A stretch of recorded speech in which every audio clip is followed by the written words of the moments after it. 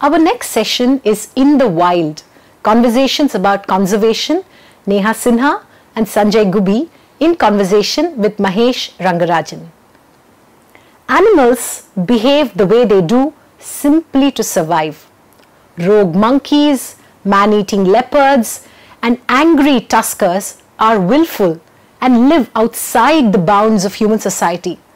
But that may not necessarily be a bad thing, says Neha Sinha in her book Wild and Willful. Sanjay Gubbi talks about leopards being much more elastic and the reason why they are landscape insensitive as compared to tigers in his book Leopard Diaries. In this session, we're hoping to literally travel into the wild and talk about the imperatives of conservation. Allow me to introduce the speakers. Neha Sinha is a conservation biologist and the author of Wild and Willful. She heads conservation and policy at the Bombay Natural History Society. She is a widely published environmental commentator and her columns and op-eds appear in Bloomberg, Quint, Hindustan Times, The Hindu and others. She is also the consulting editor for Sanctuary Asia and has been awarded the INLAX Scholarship. Neha is interested in the intersections of environment and politics. Wild and Willful tells the story of 15 iconic Indian species through literary non-fiction. Dr. Sanjay Gubbi is a leading wildlife biologist and conservationist in the country who has made notable contributions to the preservation of wildlife. He bridges a strong understanding of the socio-economic and political aspects of conservation with its scientific basis. He relentlessly works with the government, political leaders, social and religious leaders, local communities, media personnel and others to bring about crucial changes for wildlife conservation. His latest book, Leopard Diaries, The Rossett in India, is based on his extensive work on leopards. The conversation will be moderated by Dr. Mahesh Rangarajan, who studied history at Hindu College, University of Delhi, and at Balliol College and Nuffield College, Oxford. Presently the Vice Chancellor of the Kriya University, he teaches history and environmental studies. His books include Fencing the Forest, India's Wildlife History, and Nature and Nation. The co-edited books on conservation include Battles Over Nature and Nature Without Borders. In 2010, he was chair of the Elephant Task Force of the Ministry of Environment and Forests, Government of India. Just last month, he was recognized as honorary foreign member by the American Historical Association, only the 4th Indian to be bestowed with this honor. Ms. Sinha, Dr. Gubbi, Dr. Rangarajan, over to you.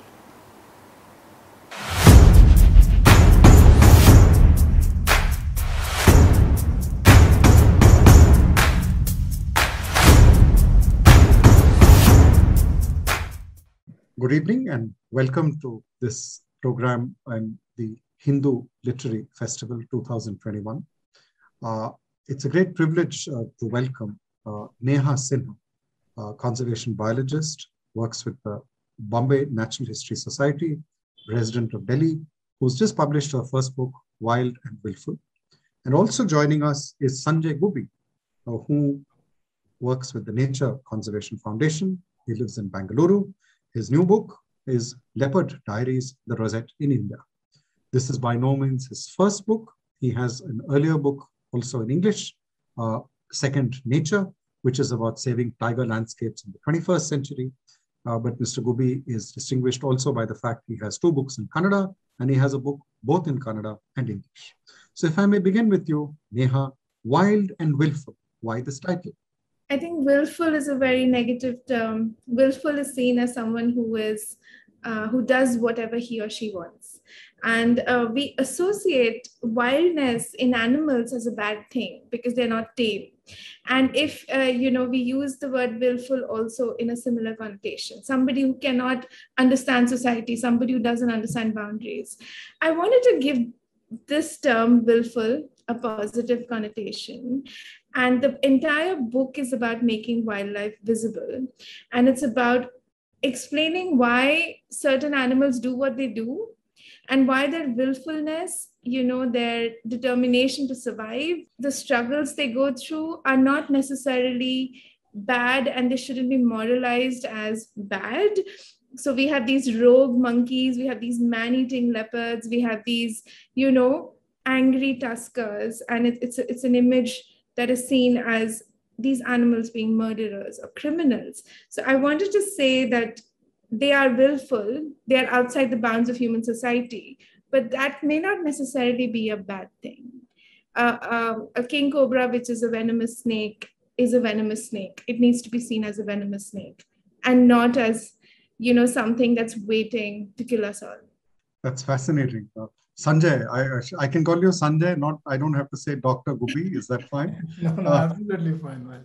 So I was wondering, when Neha talked about animals living beyond human boundaries, your previous book was called Saving Tiger Landscapes, but this is Leopard Diaries. So the human-leopard interface, is it that different from the tiger-human interface? Yes, certainly. Leopard is a much more elastic species. I would call it as the poster boy of India's conservation success stories. They're widespread now. They're found in different kinds of habitats. They live amidst human beings, high density, high human dense areas. On the outskirts of Bangalore, outskirts of Delhi. There was even an incidence of leopard on the outskirts of Delhi. Sorry, earlier connotation was about Bangalore, but there was also an incidence of a leopard on the outskirts of Delhi. So there are several cities in this country and even smaller towns and cities which have leopard, and sometimes at good densities and good populations outside cities, but also in human dense areas. But so it shows something which is completely different because of its biological traits. It's smaller body size. It's food requirement, which is very much different than what a tiger would need. So if I would call tiger as a landscape sensitive species, I would certainly call leopard a species which is very insensitive to landscapes. It survives in different kinds of habitat, but also with high human dense areas. But Neha, one of the things I was struck by, since we're looking at landscapes, is a very haunting line where you said that forests once pervaded the landscape. And you use a term which in this IT age may not be unfamiliar. You talk about dots, and you said that the forest is being reduced to a series of compressed dots. How does that evoke some of the issues which Sanjay has been raising? Yeah. So when we talk to elder people, we talk to our grandparents, or we talk to people who have lived in a different generation, they'll always say the road that went through the forest, or there's a railway, we go on this train and there are 30 kilometers of forest, because everything was a forest, or many places were forests, and therefore the roads or the railway lines needed to cut through forest. It's very different today we are cutting through roads, and roads and railways are cutting through forests to save time in order to get somewhere faster. There's the Hubli-Ankola railway line or Western Ghats proposed line, which will cut through the Western Ghats, which is otherwise romanticized as a very important landscape for conservationists, for ecologists, as a cultural landscape. Today, I think the forests are the exception. Earlier, it was the forest enclosed us in an embrace, and we were kind of living at the mercy. Every time we went out of the city, there were forests. Now it's like the forests are really the dots on the map. So earlier, it was almost like a color. When you looked from the satellite maps, everything was green. Now it's much more stark. The lines are much harder, and it's less and less a way of life. So now you won't have those people saying, "Ye jungli patch hai," this train is going through this area which is forest for 5 hours. Now it's much lesser. And it's very interesting because middle class India or urban India goes to a forest on the weekend to see a safari or to see the tiger or to see an elephant. But there's another parallel India which is working to cut all the forests down, which is the the new roads that are planned, the new railways that are planned, the ports that are coming up in order to transport coal, which are going to destroy, say, Hasdi or Run forest, for example. And we don't often connect these dots. So when I said dots, forests are like dots, I'm also asking the reader to think, can the dots be connected? Can we save these forests from projects that are very far away? So you're mining for coal here and transporting it over a new road you've laid for the coal mine and taking it to a port that is just coming out. So it's not an isolation from each other. If we connect the dots and understand what are the decision-making processes that are trying to get rid of the forests, then perhaps we can see more clearly that how we can save them. Because we want to disassociate the forest as just a weekend destination, but the forest is also the backbone of so much political and economic decision-making today. And it's important to be able to join those dots as well. So I was using the dots as an analogy for both things, visually as well as metaphorically, us joining the dots of political economy as well.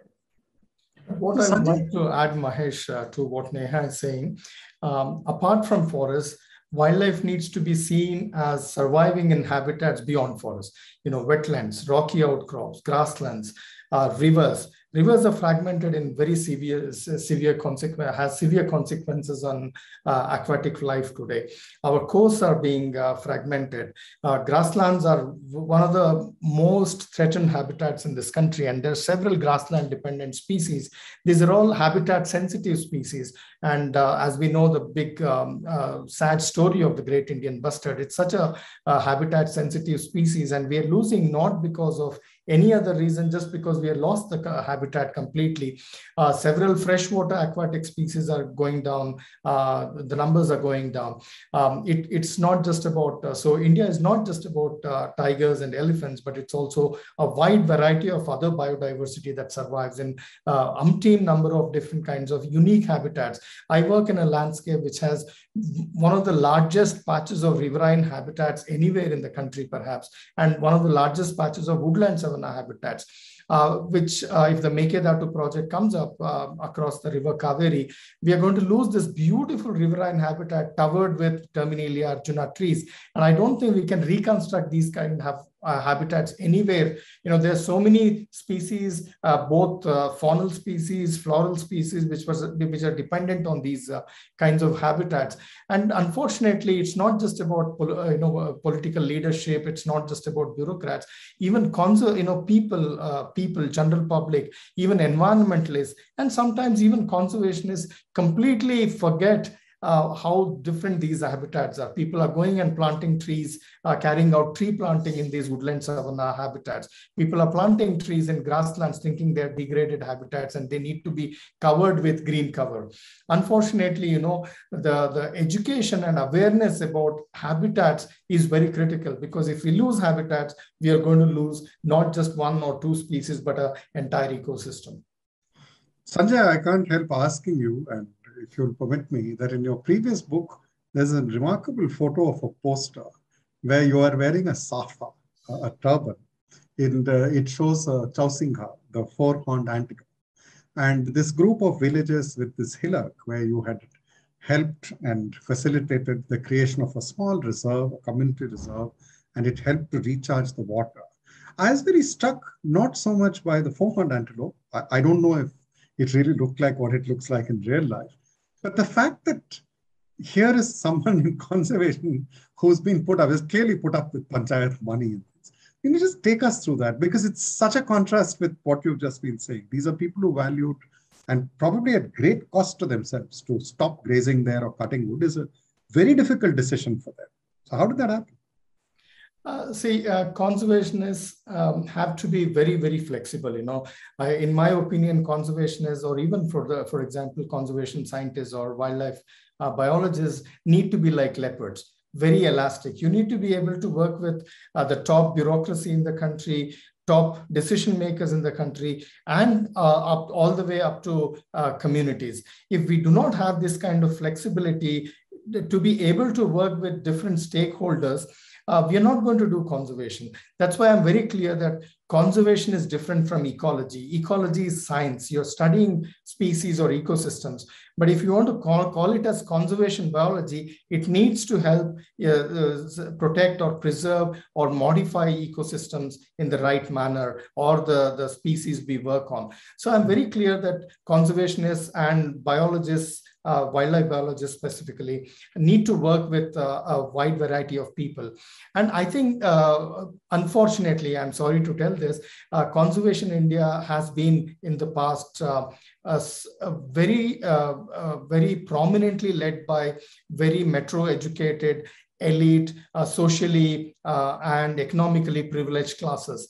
But if, as a person who has grown up in rural parts of Karnataka and who has grown up in difficult situations, who has carried water, from different parts of our area, we know the value of water. Until and unless we have more people coming into conservation who actually value water, who actually value tree, who actually values good air, it's going to be very difficult, because if you have not gone through that process, it's like villagers, if they're suffering without water for their livestock or for their farming, it's very difficult to value water. So all the theories we may talk about water, if you have not gone through it, is very difficult, and you will have that kind of capability and the acumen to work with a wide variety of people. I didn't learn about human wildlife conflict within a classroom. I learned it by experience. So this is very important, according to me, to have a good understanding of socioeconomic issues, the cultural issues, religious issues, the political issues of rural India. So Neha, I'm very struck both by the quality of your writing, but also by the fact characters, the human characters in the book. There are many, but if I were to pick one, and I'm going to relate it to what Sanjay has been talking about, there is this area, Kotni Sonar, in which there is a Pujari who has helped to protect the crocodiles, one of which has taken off half his hand. Can you just tell us what it feels like meeting such a person, writing about such a person? Actually, this is such a great question as a follow-up to what Sanjay was saying, about how sometimes conservation is really just a way of life for many people. And for this man, Babaji, he lost his arm to a female crocodile who was protecting her hatchlings. And he loves crocodiles. He loves them like their children. He also understands that they will not love him back. This is very important. He does not cuddle them. He doesn't take pictures with them. He's not the Instagram generation that has to take a selfie with the subject they love. And there's no rescue over here. There's no handling, right? It is a peaceful coexistence, which is suffused with love from his end, because he looks at them with great empathy. He looks at them with a fondness, with a curiosity. And I just wanted to kind of bring out a man whose way of life encompasses a dangerous reptile. And, we love animals which often are beautiful, charming, charismatic. But I mean, it's hard to find expressions on a crocodile's face. It's hard to tell what it's thinking. It doesn't respond to you. It doesn't come running up to you, right? And I think what I wanted to say is, again, very much agreeing with what Sanjay is saying, conservation cannot and should not be left to conservationists. I've studied a degree in conservation and I practice it. But I'm saying that it cannot just be my field. So, the kind of conservation that Babaji does and many other people in that village do comes without awards. It comes without any coverage. It's a way of life for them. There are no bells and whistles. There's no tamasha. It's literally just the way they live their life. They choose to live their life with crocodiles in the fields, with crocodiles in the water, without harming them. And not all of them even like the crocodiles. That's also important. I'm trying not to romanticize it. I'm trying to portray an accurate picture of how life is for them. So some people are giving, lifts to the crocodiles on their carts. So they actually tilt the cart and a juvenile crocodile climbs on the back of the cart. And then they drop it to the water body when it is very far away from the water body. But it's not like they love that crocodile. They just accept it as a part of their life. And in my work, in my fieldwork, I often find such people who just live with them, live with dangerous animals in complete acceptance. and I think that needs to be highlighted as a very important part of life. It's very non-human is a very important part of their lives, and this needs to be highlighted, and that was the purpose of that chapter. So I'm very struck again by something you've written, Sanjay. You have said that the decade you have spent studying leopards, you've been associated with wild animals, plants, spaces for much longer. So you said it transformed you as much as your understanding of the leopard. So what do you mean by that? See, nature transforms anybody. Actually, if you again, I'm not talking from a perspective of a person who has studied wildlife, a person who loves conservation, who likes to work to contribute to preserving their habitats. It's a nature is part of everybody. You love nature. There's nobody in this country. I have met the worst of the political bureaucrats, political leaders who is projected as villains, but there is no second thought when you talk about nature to them. They all love nature. Whatever pressures they undergo due to political pressures, economic pressures, they have to take decisions. In a corner of their heart, they have a place for nature, because many of these people, at least from my experience in Karnataka, some of these socialists who have come up the cadre in the political lines in Karnataka, they have different ideology personalities. Their growth has been with a lot of different socialistic ideologies. And these ideologies were not just about making 9% economic growth. It was also about society. So some of these people also love nature. It is not that you go to them and they completely disregard you. They completely discount you. They certainly give a place for nature in their lives. And that is what has taught me, nature can impress anyone. Nature has a part in their lives. But of course, with that, I have also, traveled across the length and the breadth of the country, but very much more within my own state where I focus my work a lot. And it's an everyday learning trajectory. You meet people of different political groups, you meet people of different societal backgrounds, cultural backgrounds, religious backgrounds. So every day is a learning curve for us. There's never a single dull day for us. Maybe you're spending time studying the species you work on, but also on the people, with the people you try to protect these animals or the habitats.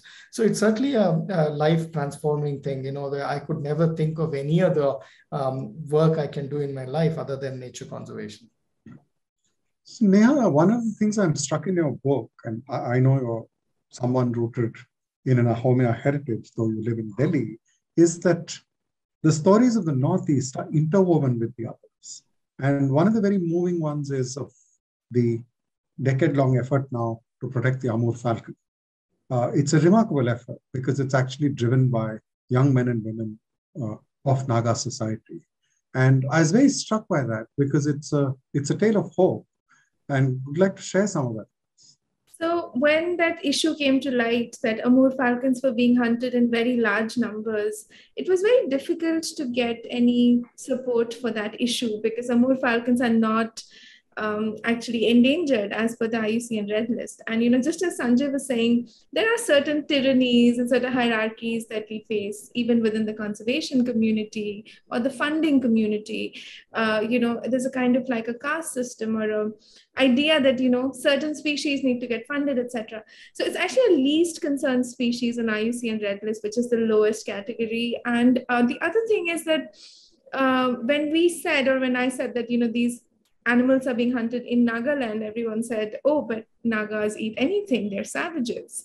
And, the moralizing and disgust that's associated with Nagas is something I've written about in the chapter, about how, the way that we perceive hunting, even though we eat meat or we have certain lifestyle choices, but we like to other certain communities. We like to other people who are doing things, who are willful people, who are also wild and willful, who are doing things that we don't approve of.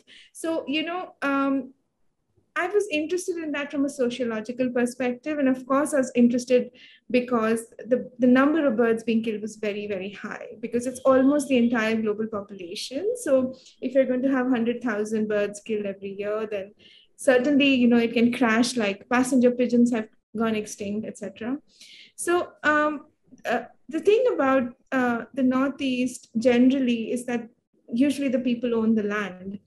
And also there are very proud traditions, and hunting is a proud tradition. So, we went in there without much hope really of doing anything. But I was very sure from the beginning that we don't want to be people who tell others what to do, because I don't think that's the right approach. I think the approach has been to give them all the information and let them take the decision. And the community decided to give up hunting because they didn't know it's a migratory bird. So they saw the maps of migration.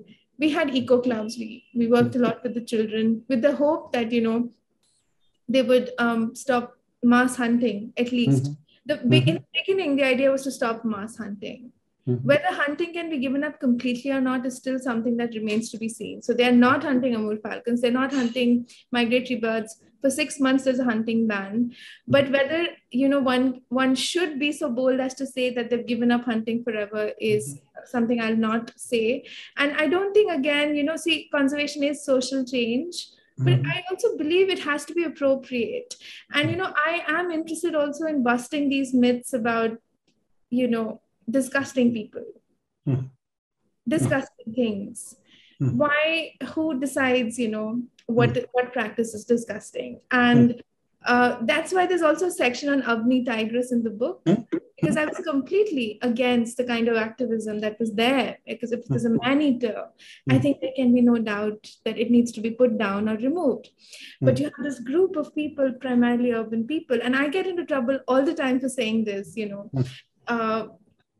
because there is a chasm in wildlife conservation between people who like conservationists who like people and conservationists who like animals, etc. So even with the Avni issue, the issue is that people who are living very far away decide what should happen. And similarly in the Naga case, when the Naga hunting came to light, it was people very far away deciding that these are disgusting people who don't deserve any mercy. People are like, they should be hanged. These are the kind of stray comments that come in. The person who killed Avni, or people who are asking for Avni to be killed, should also be hanged. Poachers should be hanged. This is a very common thing that is said. And we need to examine the colonial roots of this kind of thing.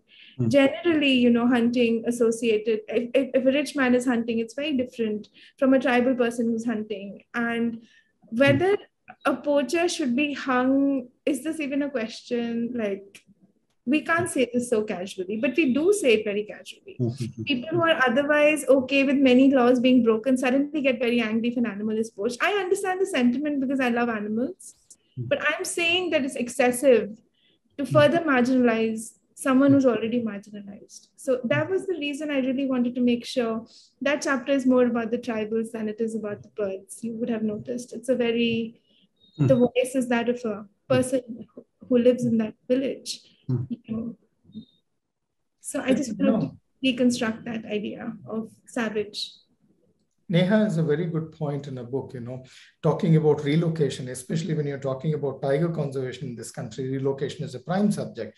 And there are people who completely oppose relocation, people who completely say relocation is the way to go. But there is actually a middle way. We need to see what people, Neha's book on the chapter, in Neha's book on the chapter on Sariska Tiger Reserve, she completely bust this myth that there are people who are willing to relocate, but there are also people who are not willing to relocate. And even within communities, women want something different for the children and men think something different. A headman in a village, where Neha went and interviewed, had a completely divergent opinion where he wanted to stay in the tiger reserve, but a lady wanted her children to have better facilities, better education, better health facilities. So until and unless we understand that there is actually a mix and match of things, it's not black and white in conservation.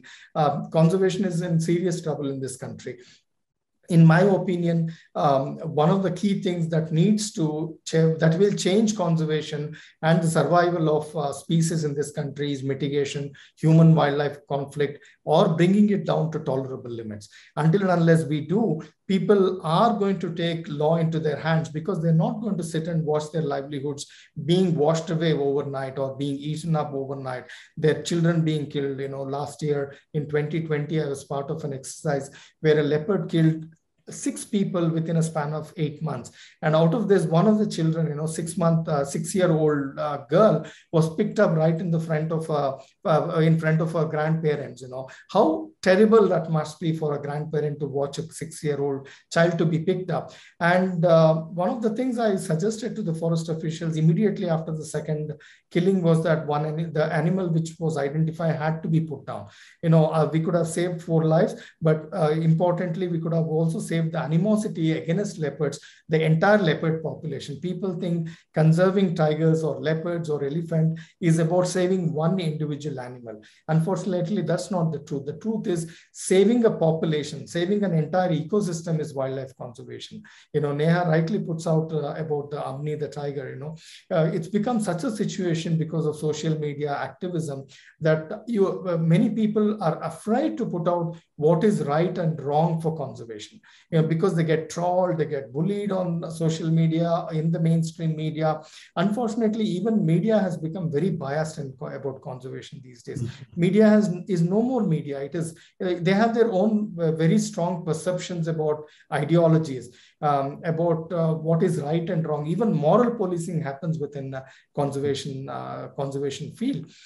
This is not the right way to deal with conservation, because the people who bear the cost of conservation are the ones whose land is eaten up by elephants, by wild pigs, by cheetal, by sambar deer, whose livestock are killed by leopards and tigers and brown bears and black bears.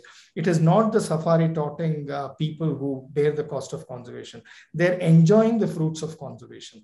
So until and unless we bring in some amount of semblance that who bears the cost of conservation, who enjoys the fruits of conservation, future is going to be very difficult to get that large-scale foundational support in communities, among political leaders, both at the panchayat level till the chief minister of a state or the prime minister of the state, is going to be very difficult. This is what we need to understand, that if we are not understanding, if we do not have a good grip of the subject, on-ground grip, not just the statistical part of it or the science part of it, we are going to put conservation in much more difficulty. We are going to make forest officials' lives very difficult on a daily basis, because they are the ones harassed on a daily basis for human-wildlife conflict, for fire management, for so many other things.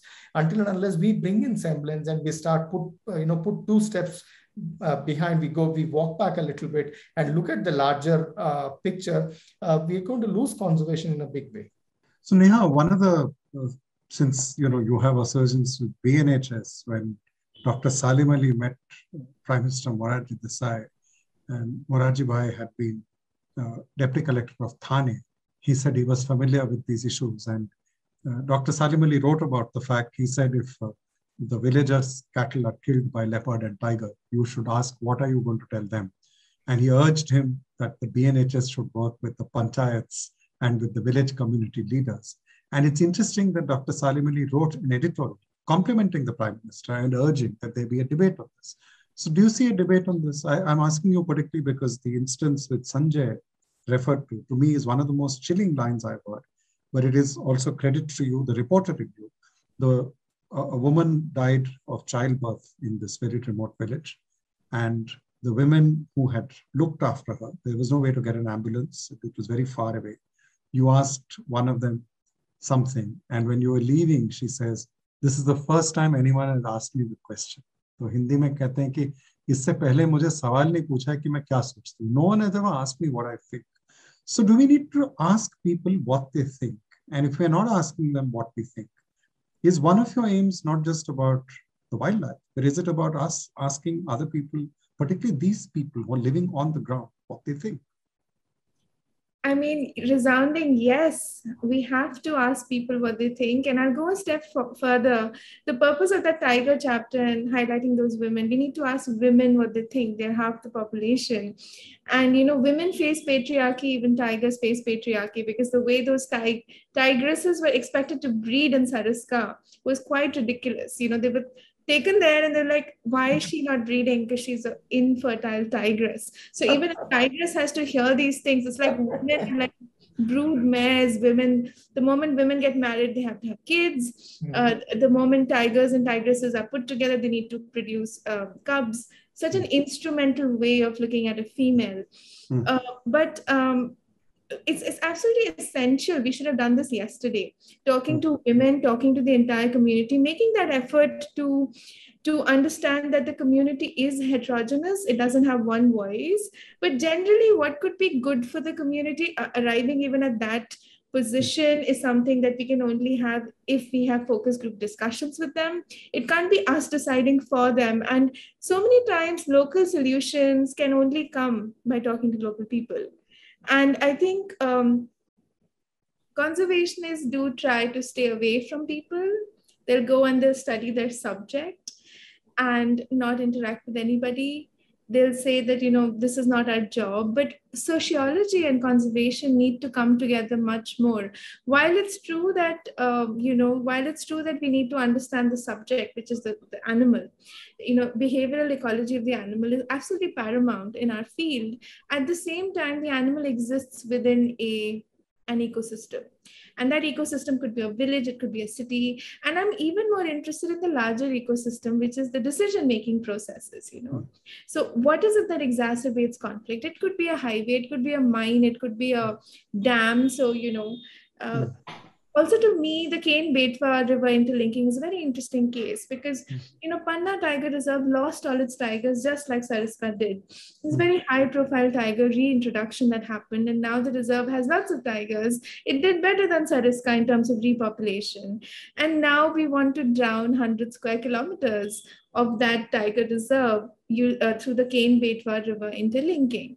So it always seems to me that one hand doesn't know what the other is doing. And so there are these larger ecosystems. So there's a micro ecosystem, which is that animal and its immediate surroundings. And there's a larger landscape, where's the highway, where's the linear project, which is disturbing or changing migration patterns of people as well as animals. And then there is the superstructure, which is the Sagarmala, and the highways and all the new things that we are planning. And Sanjay mentioned the Great Indian Bustard, and the biggest threat today to the Great Indian Bustard is the superstructure of green power, which is coming to Thar Desert and Kutch. Solar power, hybrid parks, which are solar and wind. This is going to be the biggest threat to the Great Indian Bustard, And this is a green climate goal. This is a climate goal for India to have more renewable energy. And what I'm trying to say is that studying the animal is very important. But so many other things. We need to be able to understand and get a grip of all these other ecosystems and the superstructures in order to make change, in order to plan for this animal, in order to do something good for conservation. It's not about rescuing that one individual animal. It is very much about trying to enable an atmosphere so that the population can survive there in the long term. So Sanjay, one of the great sons of Karnataka, was A.K. Ramanujan, who said that Kannada was language of the schoolyard, Tamil the language of the kitchen, Sanskrit language of prayer room, and English the language of his father's library. He grew up plural. He was as much well-versed in Kannada as his mother tongue, Tamil. And I am struck, I was thinking of something which comes across so many times in your book. You're not only trying to think in Kannada, you're trying to think in the Kannada spoken by the people there. I mean, it could be Dharwad, your native Tumkur. So why aren't we thinking in Kannada and these many languages? I don't know, what is the thinking in Kannada about these issues we're talking about? Since you read, write it, you not only speak it, you've engaged in the public sphere over years. I'm sure 95% of engagements are in Kannada and the other languages spoken in the great state of Karnataka. I mean, such an important question, Mahesh. India is such a diverse country, even in terms of language. And that has driven cultures, over history, over, states have not been formed based on what political boundaries we have created today. They have been formed based on culture and based on language and a combination of languages. So Karnataka is not just about Kannada. On the borders, we have Tamil, we have Telugu. On the northern side, we have Marathi, we have Tulu in the coastal belt happening, being spoken, Konkani being spoken, Kodwa being spoken. So everybody thinks in their mother tongue first. That's an extremely important thing. And every region has a different way of thinking. If you go to Uttar Karnataka, the northern part of Karnataka, the way people think is completely different than what people in the coastal belt in Karnataka think about. The way they would think about nature, the way they would think about religion, the way they would think about the larger economy, about the country, about the nation, so many other things. So until and unless we think in our language and we are able to delegate and talk to people in the language and in the way they understand, it's very difficult to be very pluralistic about or very single-minded about conservation in a language which people don't understand. So if I'm going and talking to political leaders, one thing we need to understand is that every political leader in this country follows print media. I'm sure you know it very well. You go to his office, there'll be a bunch of local regional language newspapers, and that's what he's going to follow, because that's what his voters are focusing on. That's where he's going to find problems of his voters. That's where he's making his strategies of political future. He's not reading the most well-circulated English or even, for example, Nature, the most important scientific journal. He's not reading that. He's reading a local, regional language newspaper. That's where he's getting the pulse of his people. And if we are not able to get to him, if we want to get to him, that's where we need to really write and read about. You need to think about in the way he understands conservation. He understands people. So yeah, I'm very particular about reading Kannada newspapers on a daily basis, because that gives me a picture of this state. That gives me where the different political leader is thinking in what terminology, what people are thinking about conservation. Every day people are, our regional newspapers are filled with issues about conflict, about livestock being killed by leopards and tigers, or about crop raiding elephants. You're getting the sentiments of people out there. It's not in the mainstream English or in the online news sources where people are expressing their anguish against wildlife. So if you really want to change conservation, if you really want to build the love for conservation, you need to be thinking and bringing that message in local languages. I get lots of, one of the things I never miss is an interview for the All India Radio. Whatever difficulty it is, because you go to All India Radio, it reaches thousands and thousands of people in the rural areas. So I get messages, I get telephone calls, or when I walk into certain villages, people come and talk to me because they've read you on All India Radio, not because they've read Leopard Diaries, or they have read an article in Kannada newspaper. It's such a powerful medium, and people are really supportive when you're talking to them in their language. That's extremely important. It could even be a dialect in which they're speaking in Kannada. So that's very important. I think local language writing is extremely important to build support for conservation. You'll also get negativity from that, because some people may not like conservation, or they do not look at conservation, like Neha was saying, as cute animals. They also look at conservation as problem.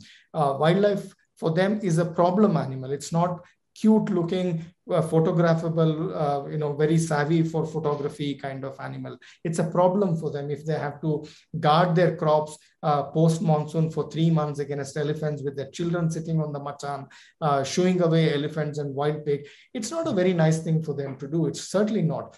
I have seen people not just losing livelihood, it has a lot of indirect impacts. Children are unable to go to school because of their spending time at night times in the machan helping their fathers. There are a lot of other impacts, direct and indirect impact. So if you really want to bring in support for conservation, it has to be also in our regional languages. And that comes only, I learned my English alphabets in my 8th class. Till then I didn't even know how to read and write ABCD. But your thinking in Kannada is very, very important. Your thinking in Gujarati or in Hindi or in Kashmiri or in Assamese is extremely important for conservation, according to me. But I really like the way you have put it across. Conservation is also about this particular issue. So Neha, do you think the term conservation is limited? One of the reasons is, I was recalling while Sanjay was speaking, a famous essay by M. Krishnan, Red Test for Very Young, where he said that anybody growing up in village and small town will be able to tell you 2 or 3 species of trees with red flowers. They may tell you the name in their language. So if it is flame of the forest, in Tamil, it would be Palasamaram. In Hindi, it would be Dhak, and so on and so forth. He then went on to say that the urban educated Indian is remarkable. They are incapable of naming many of these flowers. So you think that this, can one pose this in a larger sense of nature? I say because one of the things I find striking in your book is that it doesn't have only this deep pessimism, catastrophe on our heads, which seems to mark a lot of books on ecology, environment, and wildlife. I respect those books. I have read them. I'm deeply moved by them.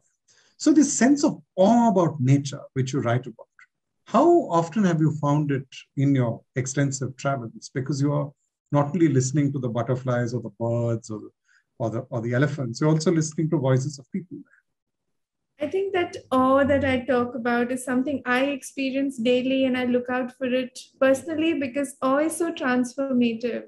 It's like it's an experience that transforms you, and it keeps bitterness at bay. I can be angry, but I never want to be bitter, and because bitterness just paralyzes you, right? You can't do anything if you're bitter. So I look out for it even in the city, and a lot of people say to me that my writings reflect kind of awe that I even in a city setting, and they can't believe that, such animals would be there in cities. But, there are lots of people, particularly tribal people, who look at animals like they are people, and they have awe in their responses towards them. So that there are these Goan tribals that are there in the book, in Painch Tiger Reserve. There are tribals from Melghat. There are Todas as well that I've spoken to over the last 10 years who, have a particular way of referring to an animal, particular way of referring to an elephant, for example, and the way that it looks at the forest, the way that it understands things, the way that it remembers things, or the way that it negotiates the landscape. And that awe is very local language. It's in the local language. It's not an awe that I can transcribe onto English, but it's a sentiment. And I think to personify an animal is to give it great respect. So there's a passage in the book that says, they don't say what is it, they say who is it for the elephant. And this is important because it's a manner of speaking. It's a figment of, it's the way that we speak that is showing the way that we think. So yes, the animals could be problems or could be taking away their livelihood. But at the same time, that awe or that respect for that animal also tempers the tolerance they have for it. So there's also this man, this Gujjar in Sariska Tiger Reserve, who says, it's all right if the buffalo is taken by the tiger because the tiger needs to take his share, or that the buffalo is seen as a kind of part of the jungle, part of the forest, and the tiger is also part of the forest, and these things kind of happen. It's kind of something that's part of living here. And the tiger, they also ascribe discretion to the tiger, that it doesn't do this all the time. It does it sometimes, and it sometimes is okay. And interestingly, the people who live closer to the road don't have that sentiment. It was the people who were further away from the road who had that sentiment. So when I find people looking at an animal with that sense of awe, I think it's something that needs to be recorded, because I do think as human beings living on Earth, we should experience awe. We can't go through life as robots, and awe and surprise are things that move us and have the power to transform us. And I think many conservation decisions that were taken that are historic in our country, be it saving Silent Valley, or be it, we look back at the Chipko movement with a certain sense of awe. It's because we got moved, something changed within us. and within politicians or within the decision-making wheel, in which they decided either leave this landscape as it is because it's amazing and awe-inspiring, or these people are amazing and awe-inspiring and we should try to follow their example. And there are many ways of experiencing awe. I'm sure many people feel it in their particular subject of interest. For me, it's nature. And I really wanted to make sure it came forward in the book, because I don't want to just record. I do want to be able to move the reader, because that's one of the ideas, that if you can come away looking at nature a little differently, or if you can find the time to notice something outside your window, that's kind of half the work done after reading the book. I completely agree with Neha. This is what even the most statistically robust scientific paper cannot do. If you're able to make one person or 100 readers of your book look out of the window and say, what a beautiful butterfly and what a nice flower this flowering plant has, or what a wonderful river this is, that's the change we need to bring. And that has to come from within, like Neha also mentioned about a Gujar losing buffalo. Recently, all the time we hear about people saying when there is crop raiding happening, you talk to them, they finally say it's also a life. Elephant has a life. It has to lead its life. But recently in my Hills, where we work very extensively, I heard a new word from a very old man, 75-year-old. There's a community called Bedagampannas.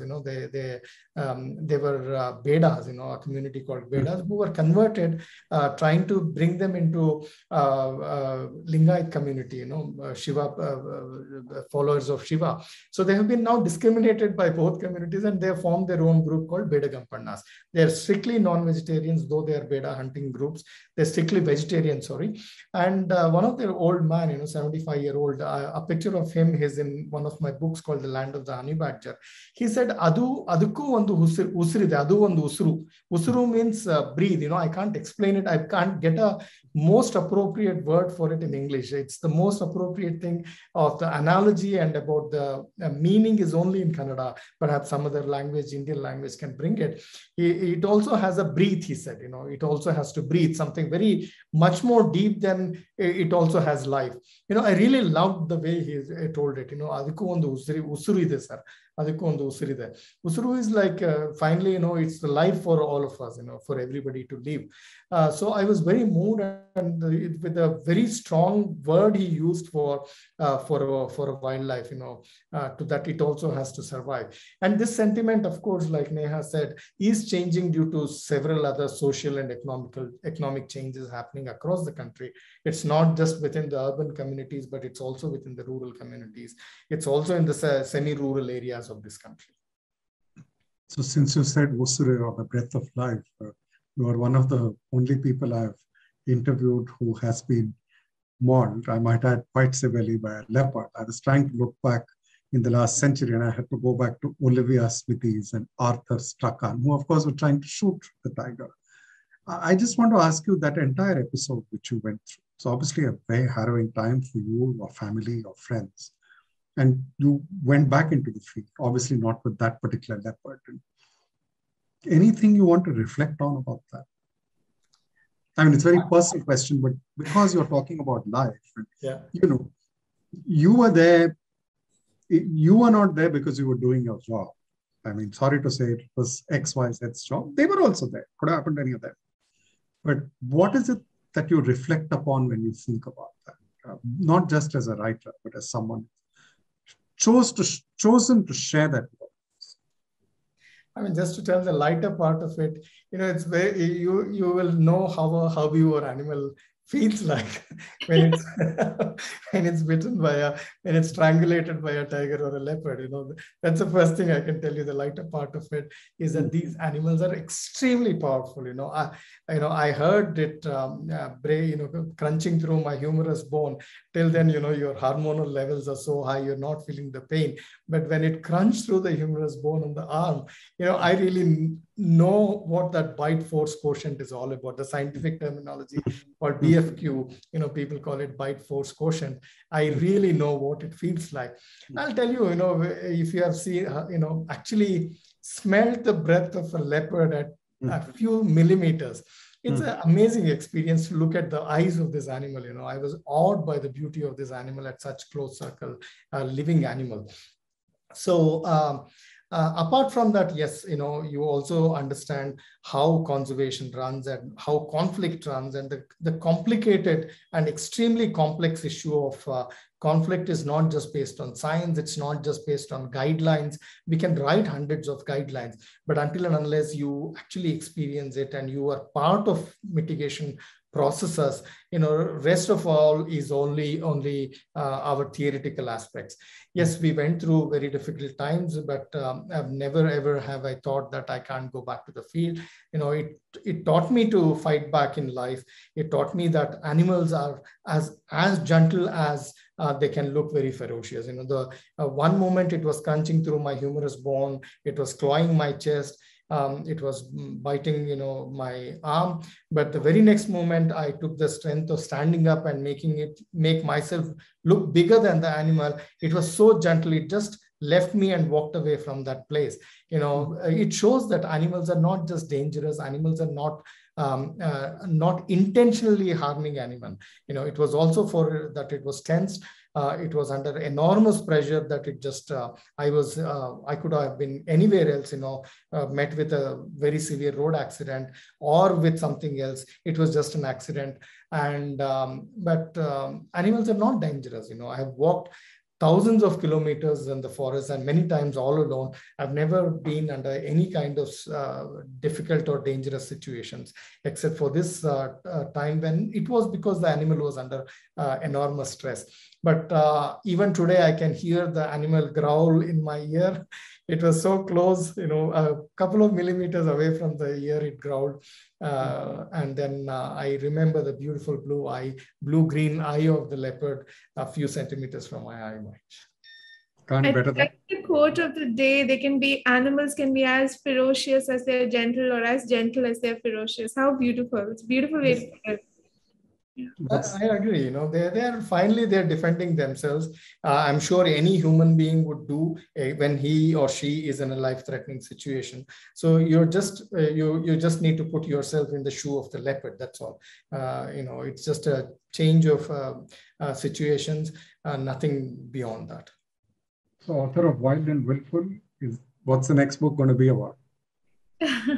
I don't know if I can talk about it yet, but it will have awe. It will have, I think it will have a bit of the future. I want to write about how things should be. It will be a manifesto of hope. And I don't want to leave people thinking that we can't do anything, because even though it's highly unscientific of me to say that, I think if we do try to make a difference, it does make a difference. I'm a positive thinker that way. I'm not paralyzed by the enormity of the climate crisis or the enormity of all the bad things that are happening. I think even if you make a small difference, it's worth it. So it's going to be a book about a manifesto of hope of what we can do in our lives in certain landscapes to save nature. So when you look at your long associations in Karnataka, Sanjay, what's the one thing which you're most hopeful about? Any one encounter? One person? Anything? I mean, individuals make a difference, Mahesh. There are individuals within this society, within the same corrupt system, which everybody talks about, everybody is so unhappy about. I think conservation is an optimistic field if you look at it from that perspective, because you do not get engaged in the day-to-day problems of conservation. You always look at the pessimistic side of conservation. But there are a lot of younger generation people, even in the scientific community, who understands, for example, there's a young researcher called Nachiket Kelkar. I also taught him in his MSc days. He's wonderful. He understands the socio-political aspects of conservation, not just the ecology of conservation. So there are several younger people coming up, but yes, I would see conservation as a very hopeful thing. It is possible if we have saved some of the even habitat sensitive species like the one-horned rhinoceros in northeast of India, despite all the social problems they had, they managed to save this particular endangered species. I'm sure if we did the right thing at the right times, with the right people, with the right focus, conservation has a lot of hope in this country.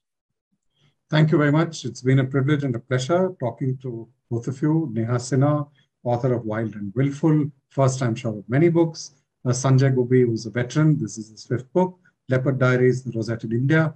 And if one were to sum it up in a line, there's a famous saying in Farsi, which is that it is better to light a lamp than curse the darkness 1,000 times. And may the lamp stay lit. Thank you. Goodbye. Beautiful. Thank you so much. Thank you so much, Mahesh. Thank you so much for this eye-opening session on why we need to understand and respect the wild and learn to coexist. Also to simply realize that we humans are part of the ecosystem and not really the owners.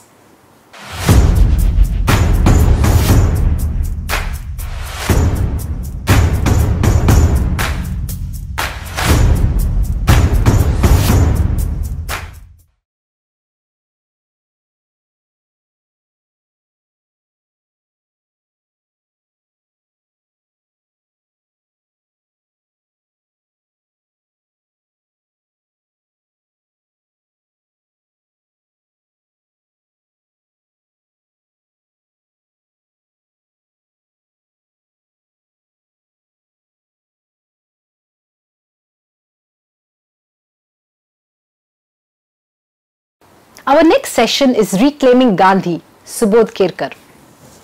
Who is Gandhi and what he stood for are more relevant in the world that we live in. Why should we do whatever it takes to reclaim the universal consciousness that the Mahatma truly believed in? This session by Subodh Kerkar, a doctor and an artist, delves into his childhood fascination for the Mahatma and reinforces the power of art to spread ideas. Let me take a moment to introduce Subodh Kerkar to you. Subodh Kerkar was born in a small picturesque village of Keri on the northern border of Goa. A qualified medical professional, he gave up medicine to pursue arts 30 years ago. He's an artist and an activist and uses the arts to comment on social, political, religious and other issues. Subodh Kerkar's installations are heavily washed by the ocean, both literally and metaphorically. He creates his ephemeral installations using thousands of mussel shells, pebbles, palm leaves, boats, fishermen and sand. Subodh creates large works on the seashore which are often infused with politics and history. He is the founding director of the Museum of Goa and has exhibited widely in India and abroad across galleries and museums. Mr. Kerkar, over to you.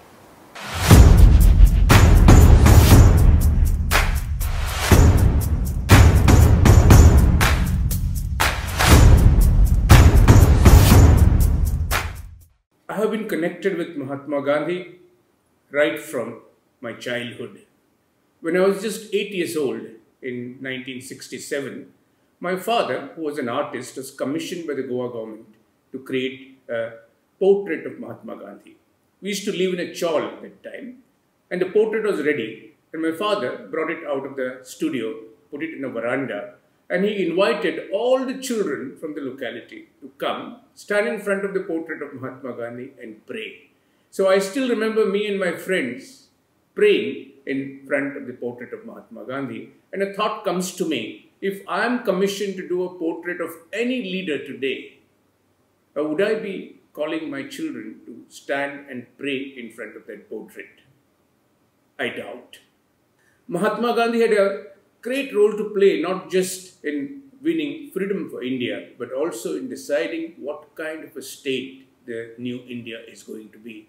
The idea of India was drafted to a great extent by the thought processes of Mahatma Gandhi and his principles.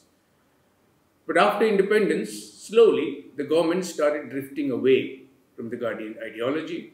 Corruption became rampant, many things happened, and even Congress was paying rather a lip service to the memory of the father of the nation.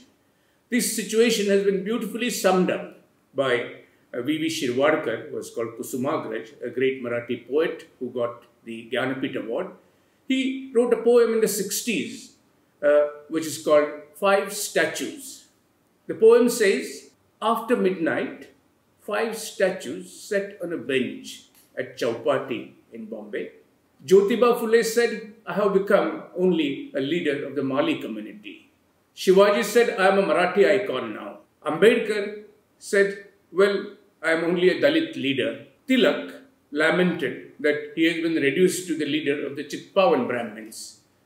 Gandhi tried to control his sob, tried to control his tear, and said, at least you guys are very fortunate. At least there is a community, there is a caste strongly behind you. Behind me, there is only a wall of the government offices.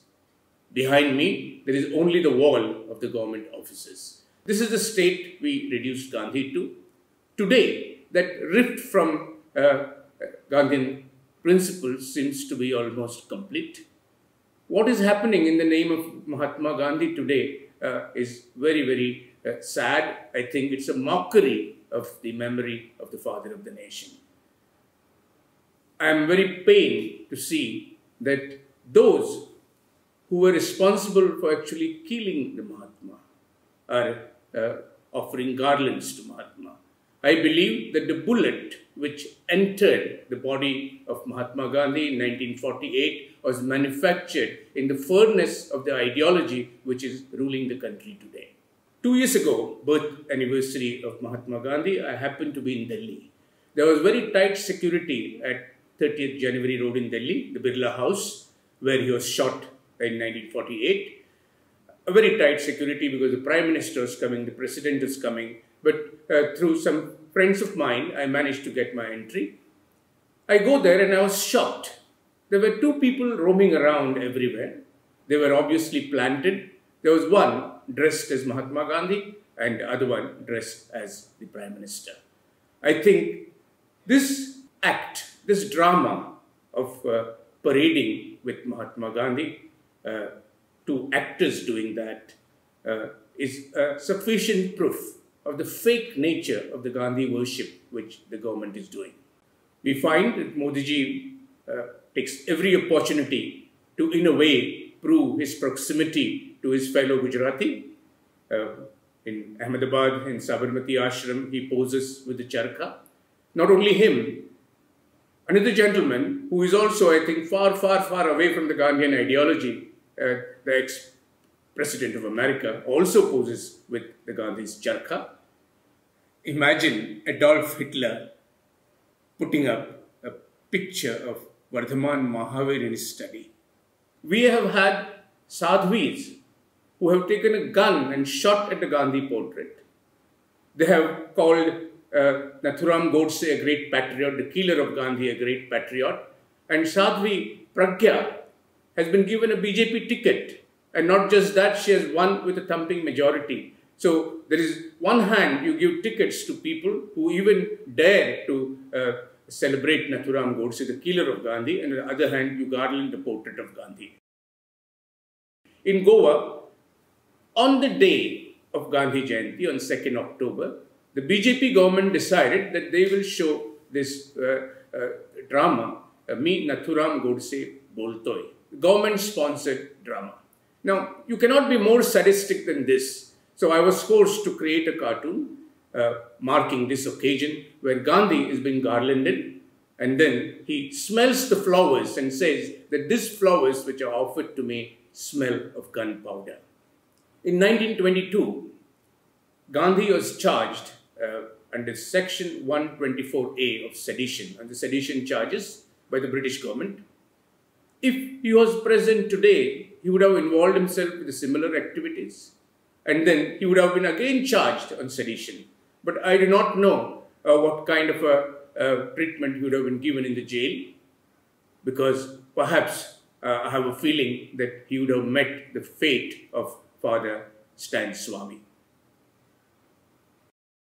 As I told you earlier, I was always interested in Gandhi, but especially in the last 7-8 years, I decided to learn Gandhi, study Gandhi in depth. I started reading everything about him, started visiting a lot of places connected with the Mahatma. And I started creating works of art in response to Mahatma Gandhi with the idea of propagating the messages of Mahatma Gandhi through art, because I believe that art has a tremendous power to spread messages, to spread ideas. I met Sri Rajmohan Gandhi, Gandhi's grandson. He very much liked what I was doing, and he connected me with a lot of Gandhi institutions.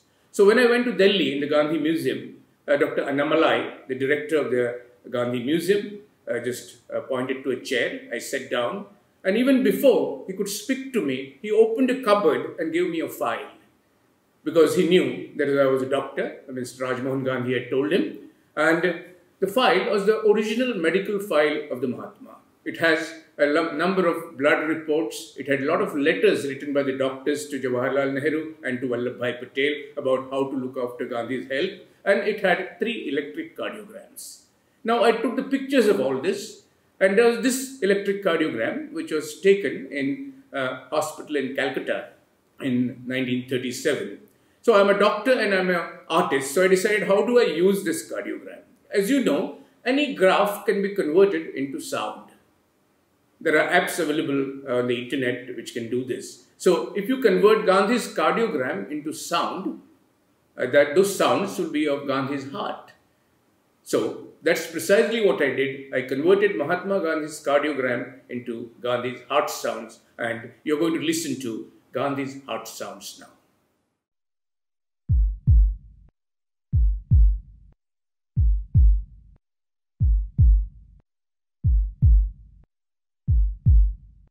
Gandhi proposed a theory of universal consciousness. Of course, other people have done it before, but he strongly believed in universal consciousness.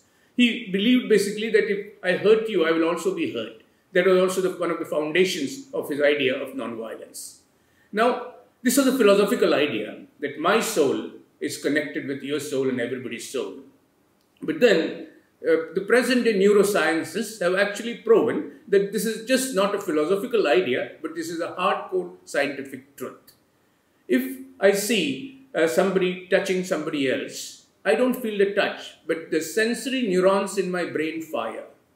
I'm actually not being touched, but when I see somebody touching somebody, the sensory neurons in my brain fire, and the neuroscience calls these neurons mirror neurons. Now, if I'm looking at someone touches somebody's right hand, as I said, I will not feel the touch, but my sensory neurons will fire. But now, if there's an injection given to my brachial plexus and my right hand is made numb, and I have a numb right hand now, and if I see now somebody touching somebody else's right hand, I will feel the touch. And these neurons, the neurons of empathy, and Dr. Ramachandran has renamed them. He calls them Gandhi neurons, because here is a man who had the greatest of empathy for humanity. Another art piece which I am working on in honor of Mahatma Gandhi is his chappals. I made a replica of Mahatma Gandhi's chappals. I am going to create them in bronze, cast them in bronze in many different sizes. And there will be one room full of Mahatma Gandhi's chappals. And the visitors will be invited to put their foot in Gandhi's shoes. I think it is not very easy to put your foot in Mahatma Gandhi's shoes, but one can always give it a try. Gandhi has often been compared with Jesus Christ. Roma Roland, the great admirer of Gandhi, who wrote one of his first biography way back in 1926, when he met Gandhi in 1931, and Gandhi gave him a hug and a lingan, he said, when Gandhi hugged me, it was a hug of Jesus Christ. And then he adds that Gandhi has even a greater role to play than Jesus Christ, because Jesus Christ's constituency was small and Mahatma Gandhi had to look at a much larger constituency.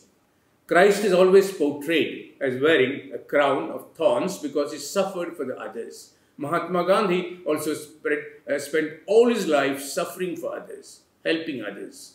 And I thought I will create an image of Mahatma Gandhi using thorns. So these are some of the images I have created using thorns of a tree called Triphala.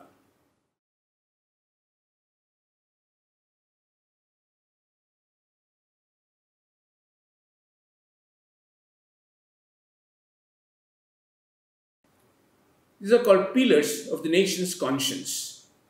These are pillars created out of fiberglass, but if you watch the space between the pillars, you will see Mahatma Gandhi. You have to watch carefully the space between the pillars.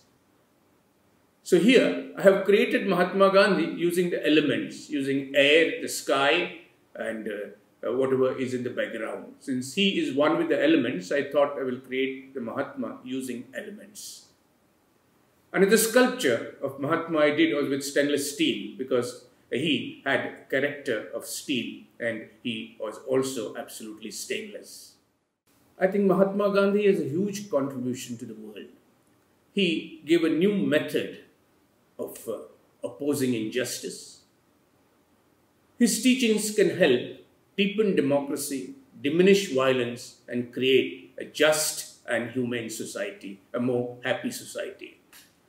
The method he gave us has been practiced all over the world and continues to be practiced. When there is a strike, when there is a morcha, when there is a non-cooperation movement happening anywhere, all these are Gandhian methods which have been used by many, many leaders worldwide. India's debt to Mahatma Gandhi is immense. He consolidated the idea of freedom. He took the idea of freedom to every home. Before Gandhi took it over, Congress was just a club of elite lawyers. But then Gandhi took Congress to every home. He consolidated the idea. He taught the idea of freedom to everybody. Everybody became a freedom fighter. And then he also recognized and bridged the gaps between different castes, genders, and between religions. That's a huge effort that Mahatma Gandhi put in. The more I studied about Gandhi, the more I became convinced that Gandhi is relevant and will continue to remain relevant. I was really getting agitated seeing what's happening to my country, especially the polarization based on religion, curtailing of freedom of expression, putting so many innocent people into prison. And I was getting worked up, agitated. And Gandhian studies actually even helped me calm down. I recollect words of Ram Manohar Lohia. He said that, well, Mahatma Gandhi belongs to the world, not to India. And then he adds, 20th century has created only two major powers. One is the power of the atom bomb and another is the power of Mahatma Gandhi. One of the most important lessons that I learned from Mahatma Gandhi was not to hate. I'm going to share with you a small clip. In 1931, Mahatma Gandhi visits London to attend the Round Table Conference. Now, he is visiting a country which has colonized his country, and he wants the colonial power out of India, and he is visiting England. If you see the kind of reception he gets in England, I think this is unheard of in the history of politics. There are thousands of people who line up, queue up, braving cold and rain to have a glimpse of the Mahatma who wants the end of British colonial rule. That's because Mahatma Gandhi is very clear. He is fighting the British colonial rule. He is not fighting the British people. He always believed that fight the seen, not the sinner. Because Mahatma Gandhi saw divinity in everybody, even the colonizer. That's why he dared to write a letter to Adolf Hitler and addressed him like my dear friend. So a lesson which I learned personally is not to hate. I must confess to you that I was really hating the fanatics who are, demolishing the idea of India, which I believe in. But then after really studying Gandhi, I even stopped hating them. I will fight them, but I will not hate them.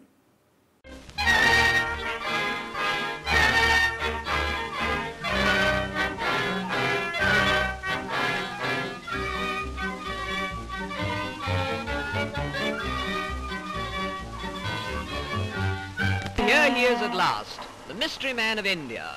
Our first glimpse as the Rajputana came alongside at Marseille. And there's a woman of whom you've probably all read, but never seen in a picture. Miss Madeline Slade, the English daughter of an admiral, who now prefers to be known as Malara Ben. She's one of Mr. Gandhi's most devout disciples.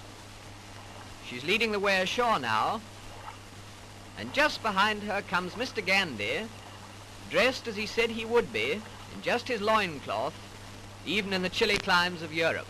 And he's carrying with him his pots and pans, which he declared at the customs. He was trotted around Marseille to several receptions and made one or two speeches which rather frightened the French authorities. But when asked to speak into the sound film microphone, he said, "I think not." And so we go on our way to England. Miss Slade was the first ashore to tend to the luggage, that is, the goat's milk, etc. She was followed by Gandhi's son, and then came the little man, still scantily clad, but with an extremely wet blanket around his tiny frame. I'm sure he must have been frozen. We were in thick overcoats. He picked his way through the puddles along the quay side, and he was wearing sandals, by the way, to the waiting motor car, for he decided that he'd rather go up to London by road. In town, quite a lot of people had waited in the pouring rain outside the Friends Meeting House on the Euston Road to see what he really looked like. But at first they were quite disappointed because he went in the back way. But shortly afterwards he left by the front way. And then they really did see quite a lot of him, even his knees.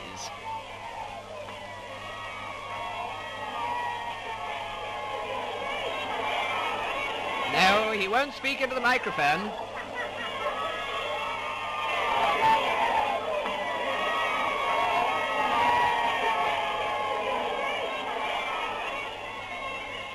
And so to his popular home, where we leave this bizarre little man, whose coming has caused so much comment, complete with loincloth, spinning wheel and goat's milk, feeling sure that he cannot complain of his reception or the publicity he has received, from which, by the way, we always understood that he shrank.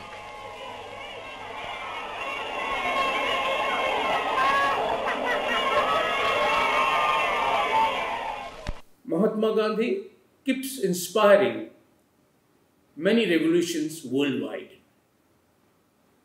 The Indian freedom struggle has been a kind of a lesson to many revolutions which took place after that. He gave a new method, a new weapon of non-violence. So all the satyagrahas, all the marches, the dharnas, jail bharo andolan, and all that which you see happening worldwide today to oppose injustice is all a gift, a method which is gifted to us by Mahatma Gandhi. He has influenced Martin Luther King, Nelson Mandela, Lech Walesa and Vaclav Havel, who used non-violence to replace the Soviet-controlled communist regime, the dictatorship, and helped establish democracy in Eastern Europe. Dalai Lama is influenced by him. There are many, many world leaders who can vouch for Mahatma Gandhi. Martin Luther King himself, though he was a black, he came from a rather well-to-do family, and as he puts it, he did not suffer the discrimination so much, but his friends did. He always wanted to devote his life for the eradication of discrimination in America, and so he started studying different methods. He studied communism, he studied capitalism, he started studying Plato and all the philosophers to find a way, how can I get rid of this discrimination? And he said he had come so close to hating every white man that Gandhi saved him. When he started reading Gandhi, he decided that the right method is not the method of hating, but the method of reconciliation and of forgiveness. And I think life of Martin Luther King is highly inspired, heavily inspired by teachings of Mahatma Gandhi, so much so that when he received his Nobel Prize, he mentions Mahatma. He says that God gave us the gold and Mahatma Gandhi gave us the tactics. Nelson Mandela, again, has great respect for Mahatma Gandhi. The struggle of African National Congress may not have been completely non-violent, but at least when Nelson Mandela became the president of South Africa, he definitely followed Gandhian principle of forgiveness and reconciliation. And that was heavily responsible for the success which Nelson Mandela achieved. Mahatma Gandhi had an enormous influence on the approach of leaders of thought to specific problems throughout the world.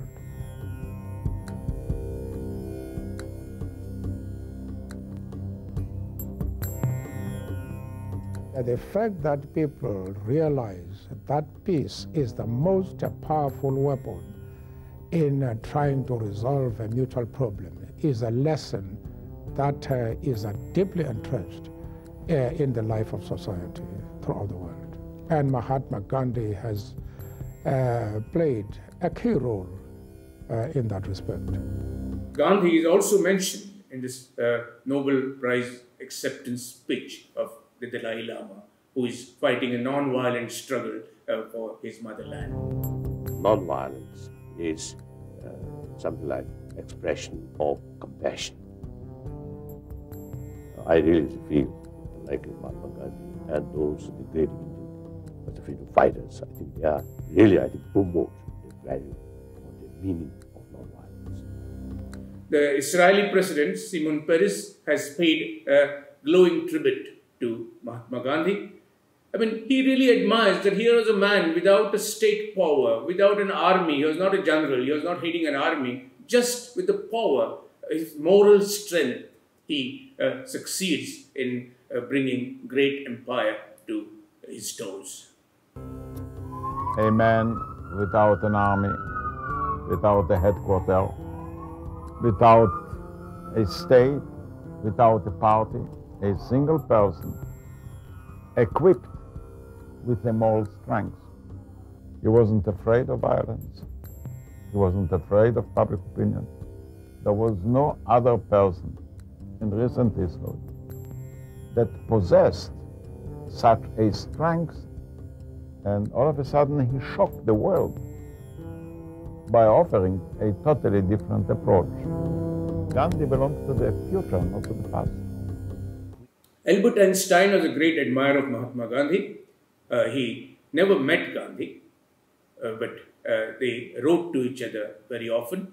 Einstein loved to play a violin, and here is a cartoonist who had shown Gandhi playing on his charkha.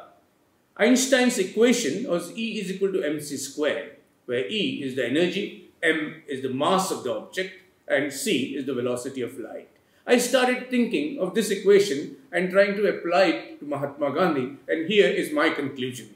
I think Gandhi had also the same equation, E is equal to mc squared, but in Gandhi's equation, E is energy, but m is the masses of the world, and c is compassion.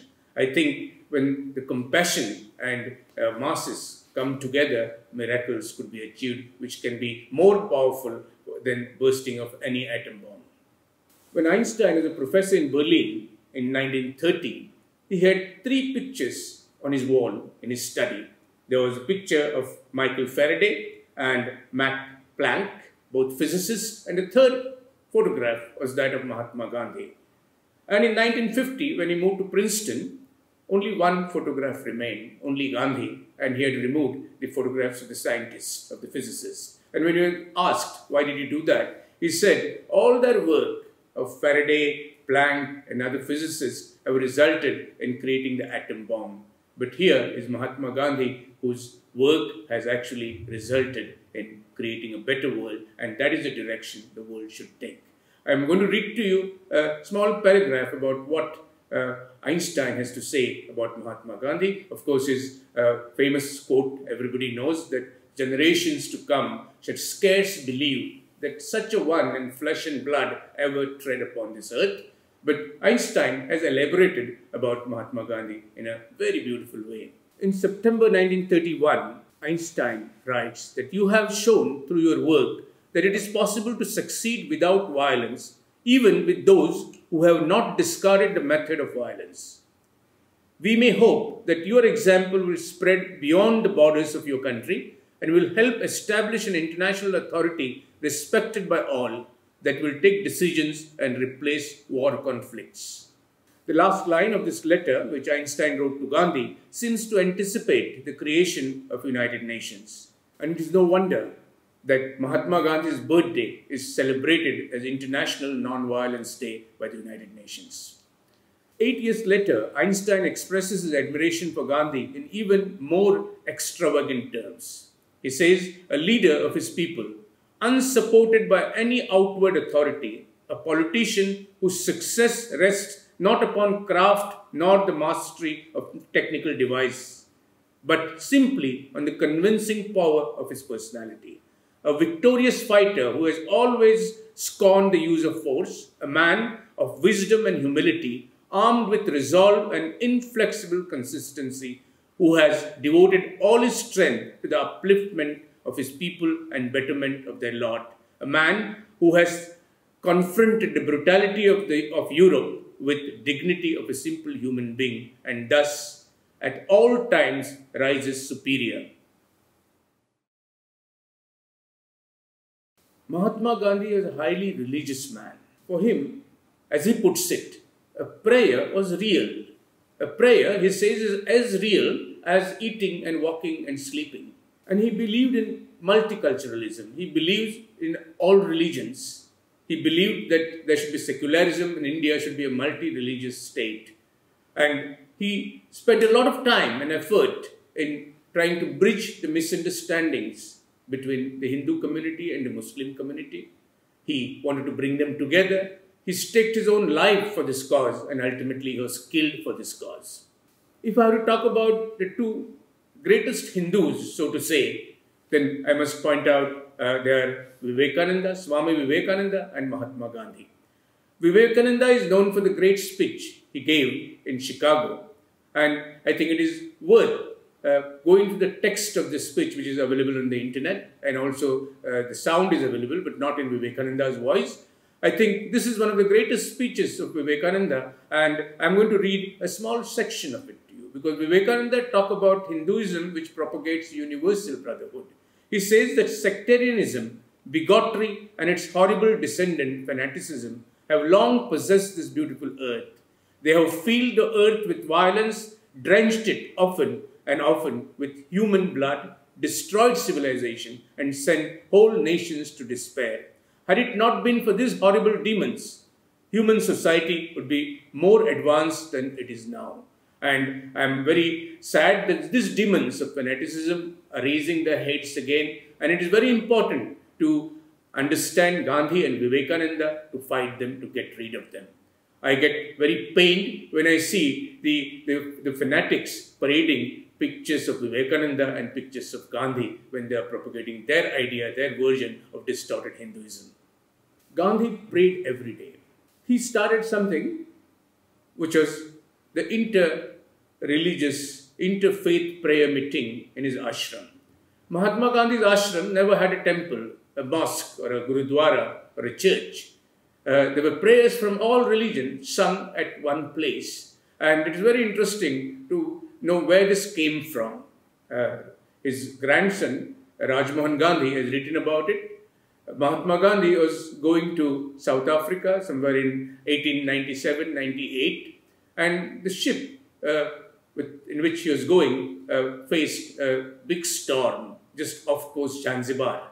And everybody was almost convinced that this ship is going to sink now. So everybody, there were Hindus, there were Muslims, there were Christians, all of them started praying. It was Mahatma Gandhi and the captain who were trying to control them, solace them, give them courage. And they were all praying, and Gandhi says that I heard sounds of prayers. There were prayers to Jesus Christ, there were prayers to Shiva, and there were prayers to Allah. The sounds were different, but the spirit was the same. And that recognition of the spirit, the same spirit during the prayers of different religions, made Gandhi start the interfaith prayers in his ashram. Gandhi believes that if you want to understand your religion better, you have to respect other religions. He says it is not just enough to respect other religions, you have to love them like you love your own. He has a beautiful allegory, a beautiful metaphor for this. He says all religions are like different compartments of one train going to the same destination, that is God, one God. So all religions are different compartments of one train. So he was against conversion. So he says it is not important, it is not necessary to change your compartment because ultimately all of them are going to take you to the same destination. But then he warns, it is very important to clean your compartment from time to time. Otherwise it will become dirty, it will stink. And that is what is religious reform. That is what is religious reform. Every religion has to undergo reforms according to time because, again, another famous quote of Mahatma Gandhi is, Sab dharm achhe hai, lekin sab dharm kacche bhi hai. All religions are good, but all religions are false, and it is important to recognize the faults and cleanse them. So mind you, Mahatma Gandhi is a student of all religions. He has studied Hinduism in depth. He has studied Quran in depth. So when he talks about reforming Hindu religion, he is also talking about reforming Quran. He is not afraid to do that because he has understood it. Mahatma Gandhi is ready to challenge the scriptures of his own religion. If the scriptures are talking about untouchability, he says those scriptures should be thrown away. He has the courage to say that. All of us need to understand that violence cannot take you to God. Violence will always take you away from God. To be divine is to be non-violent. Ahimsa is God. That's what Mahatma Gandhi believed. And that's why he tells us that a gun or a bomb can never bring you closer to God. Today, we are ridden, our country and the world in general is ridden with a lot of religious violence. Factions are fighting, different religions are fighting, sects are fighting with each other.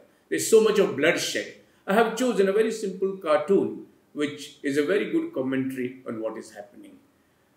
This is a drawing of a rabbit, and it's also a drawing of a duck. Is it a duck or is it a rabbit? And the religious fight which is happening today is somewhat like this fight. Unless you give up your rabbit god and accept our duck god, there shall never be peace. This is the kind of a stupid fight which is happening in the name of religion in the country.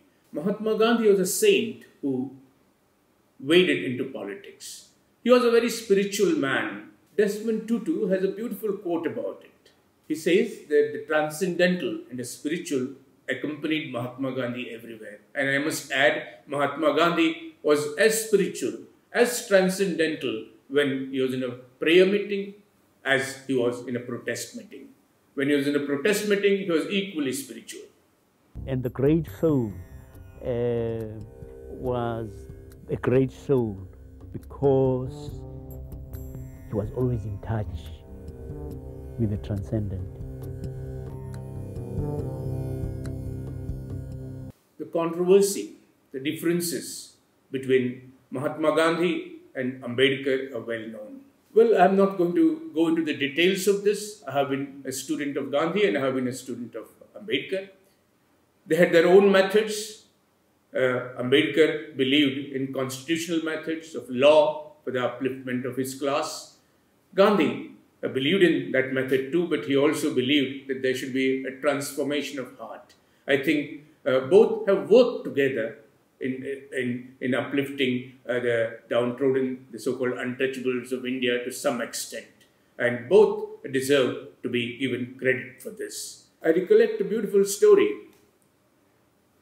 Pyarelal, Gandhi's secretary, was walking in Delhi. This was much after Gandhi's death. And suddenly a car stops and Ambedkar walks out of the car. And Ambedkar hands over a card to Pyarelal. This is a marriage card. Ambedkar had his second marriage and the marriage invitation is given to Pyarelal. And Ambedkar adds that Mahatma Gandhi was alive, he would have been extremely happy because Gandhi had vowed that he will never go to marriages which are not intercaste marriages. And here Ambedkar was actually marrying somebody from a so-called Brahmin caste. And so Gandhi would have been very happy. That's what Ambedkar says. I think Riaz Komu, one of the contemporary artists, has put this very beautifully in a large painting which he created, which is called Gandhi and Ambedkar. There can be absolutely no doubt about Mahatma Gandhi's sincerity about upliftment of the untouchable class, because he was the only caste Hindu, he was the first caste Hindu who took a broom and was cleaning toilets, which was the job of the Bhangis. And Gandhi lived in the Bhangi family. His address in Delhi was Mahatma Gandhi, Bhangi Colony, Delhi. Mahatma Gandhi's commitment to the cause of the so-called untouchable, I think, is very clear from the story I'm going to tell you. In 1915, he started a Kochrab ashram, the first ashram in Ahmedabad, and he took a decision to admit an untouchable couple there. Dadubhai, his wife, and his little daughter Lakshmi. Now everybody was against this idea. The expenses per year for this ashram was about 13,000 rupees, and the donor who was donating this money, he said, if you admit the untouchable, we are going to stop the donation. Gandhi decided to not heed to this, and he admitted this untouchable family to the Kochrab ashram, and he didn't know now how the expenses are going to be met. So Mahatma Gandhi is ready to face any consequences. Even Kasturba says that if you admit the untouchables, I'm going to leave. And he says, please go. He sticks to his commitment to the cause of the untouchables, admits this family, the donation to the ashram stopped, and then there is a miracle. A car stops outside the ashram, a gentleman steps down and hands over a bag of money. His name is Ambalal Sarabhai. Ambalal Sarabhai was the father of Vikram Sarabhai, the great scientist. Ramchandra Guha has a very nice story to add to this. There was this Palwankar Balu. Palwankar Balu was an untouchable, and he was in Pune, and his job was to clean the grounds, the cricket grounds of the British Gymkhana. There was also the Hindu Gymkhana, the Brahmins were the players, and there was the Parsi Gymkhana. And this Palwankar Balu was an untouchable in charge of cleaning the cricket ground. Now he started bowling, and he was bowling spin. And British players started asking him to bowl, and they would enjoy playing with him. Then suddenly the Hindu Gymkhana realized that this guy is a damn good spinner. So they decided to invite him to be a part of the team. So Palwankar Balu, the untouchable, becomes a part of the Hindu Gymkhana, which is essentially Brahmin. Now he's admitted in the team, but he cannot enter the pavilions. So during the tea breaks, he has to be outside the pavilion. But then there is a match between the British Gymkhana and the Hindu Gymkhana, and because Palwankar Balu takes many wickets, they win. And then all this caste thing is forgotten.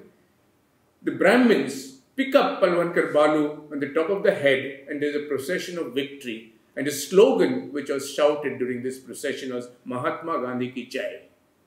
I came across this ad about Mahatma Gandhi, and the text is, swimming makes you feel good, makes you feel happy. Now, was Gandhi happy? Why is he used as an icon of feeling good, and that too by the swimming academy in Brazil? Because swimming makes you feel good, makes you happy. Mahatma Gandhi has a lovely formula for who can be happy. He says, only when there is a perfect harmony between what you think, what you say, and what you do, you can be happy. You might be able to fool the whole world, but you cannot fool yourself. When you go back home and put your head on your pillow, you know exactly what you have done, what you are. So if there is no harmony between what you think, what you do, and what you say, you cannot be happy. And by using this formula, it is not very difficult to understand who is the most unhappy man in this country today. Mahatma Gandhi walked for 18 kilometers every day. He has a drawing of the Dandi March done by Nandalal Bose, which I decided to get animated. So here is Gandhi walking. In his life, Gandhi walked 80,000 kilometers. Now, the circumference of the earth at equator is 40,000 kilometers. So Gandhi walked 2 times around the earth at the equator. 2 years ago, there was an area which was supposed to be made vehicle-free in Colombia, of all the places in Colombia. And so they put up a large poster, large hoarding of Mahatma Gandhi, which says walk. So even in Colombia, he is the icon for walking. Mahatma Gandhi was a great communicator of all times. Perhaps the best brand ever created. There was no television, there was no telephone, internet, but in spite of that, he was able to communicate with the masses, with every corner of this country. I mean, there are posters created during his own lifetime, which were bought by people and put in their home, on their walls. Here is Gandhi made as a Rama, and the British are Ravana, and there is Jawaharlal Nehru shown as Hanuman. We have another poster where Gandhi is lifting the Govardhan Parvat, the Govardhan mountain, and he is shown as Krishna. When Gandhi was assassinated, killed by Nathuram Godse in 1948, in Maharashtra, there is a place called Lal Bagh, and the Lal Bagh's Raja is one of the most important Sarvajanik Ganesh in Mumbai, the public Ganesh celebrations. And that year, in 1948, they made a sculpture of Gandhi as Ganesha. I think this is the highest honor any Maharashtrian who can bestow upon anyone. So Gandhi was worshipped as Ganesha in 1948. We have posters of Gandhi shown as Jesus Christ. Bharat Mata is Mother Mary. And this is like the great famous sculpture, Pieta. In this painting, the artist is trying to depict the meeting between Mahatma Gandhi and King George. Here, he's showing King George bowing down and shaking hands with Gandhi, who is sort of sitting there like an emperor. I think Gandhi would never have done that. Gandhi had all the humility. Actually, when Gandhi came out of this meeting, the journalist asked him, "Why did you go in this loincloth to meet the king emperor?" And Gandhi replied, "Well, the king had enough to wear for both of us." This is a work by Arijit Sen, who is talking about dispersion of Gandhi. We have Ravi Kumar Kashi, an artist based in Bangalore, who has created a lot of works, and they're called Different Ways of Preserving the Mahatma, where Mahatma is tied up in all kind of different things. It's a wonderful panel. We have Debanjan Roy, who has created sculptures of Mahatma at the computer holding mobile phones. Mahatma Gandhi was a highly scientific person. There is a kind of a misunderstanding that he despised science. It is far from the truth, and Gandhi writes deliberately about it. And I think his autobiography itself suggests how scientific he was, because it's called My Experiments with Truth. And who conducts experiments? Scientists. And Gandhi conducted lots of experiments throughout his life. And he was very, very scientific as an approach. In fact, he disliked astrology, and he said astrology was a superstition. These are bells which are tied with the kettle, in the kettle neck. It has a charkha. Here is a bottle of perfume created by a French company in the form of Gandhi. Another French company in 1930s created Gandhi salt and pepper shakers. I think they should be actually truth and non-violence shakers. You can garnish your food with some truth and non-violence. There's a Gandhi ring. There are Gandhi cigarette cases and Gandhi pipes. Gandhi would not have liked that. But here is a bottle which looks like the whiskey bottle. It is not a whiskey bottle. This is actually a torch which was made in Germany somewhere in 1930s. And on the right side you see the switch. And what you see on the top is the bulb. There is a weight with Gandhi's drawing inscribed on it. Gandhi was actually very careful about his own weight. He weighed himself every week, and he says that he weighed every word that he said. He says that a word never escaped his mouth unless it was weighed, unless it was thought of. So he never had to deny statements. Gandhi never denied statements. He never got a Nobel Prize, but here is a coin. On one side there is Alfred Nobel, and the other side there is Gandhi. Actually, the Nobel Committee apologized for not giving him a Nobel Prize. We have the kitchen equipment with Gandhi and Kasturba, trays, playing cards, and here is a lock. Though a lock and Gandhi are totally paradoxical, because Mahatma Gandhi never ever used a lock in any of his houses. His doors were always open. So was his mind. So was his whole being. I think there has never been a more open leader than Mahatma Gandhi anywhere in the world. In 1971, there was a rich Mexican gentleman called Mauricio Achar. Now he came to the conclusion, and I think very rightly so, that a lot of unhappiness in the world, a lot of problems in the world could be solved if more and more people start reading. Because to read, to get knowledge is very important to get rid of unhappiness and problems. And so he decided to devote his his wealth for starting bookshops. And he chose the name Liberia Gandhi. Today there are 36 Liberia Gandhis in Mexico, and I think the buildings of these bookshops are most impressive. Some wonderful pieces of architecture. Bollywood, especially in the 60s and 70s, you see Gandhi everywhere. Behind every hero of Bollywood, there's a picture of Gandhi, including in Coolie, there's Amitabh Bachchan, and there is Gandhi at the back on the wall somewhere. But then his influence is not restricted only to India. I came across this Hollywood musical, which is hilarious. But I've got a notion, I'll second the motion, and this is what I'm going to add. You're the top, you're Mahatma Gandhi, you're the top, you're Napoleon Brandy. The hero is trying to tell his beloved that, well, you are like Mahatma Gandhi. Well, there's an American rapper who uses rap music, rapping, for presenting the Gandhi Katha. Even Popeye the Sailor Man is not devoid of the temptation to use Gandhi.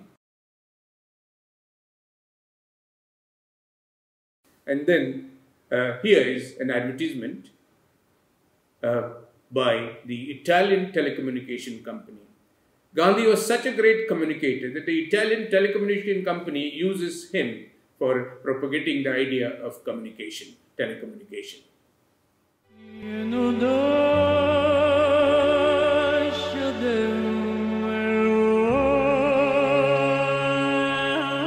If you want to give him a message, it must be a message of love. It must be a message of truth.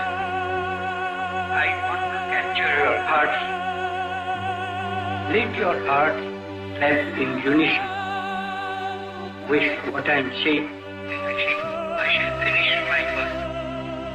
A friend asked yesterday, did I believe in one word? How can I possibly do other? Of course I believe in one word.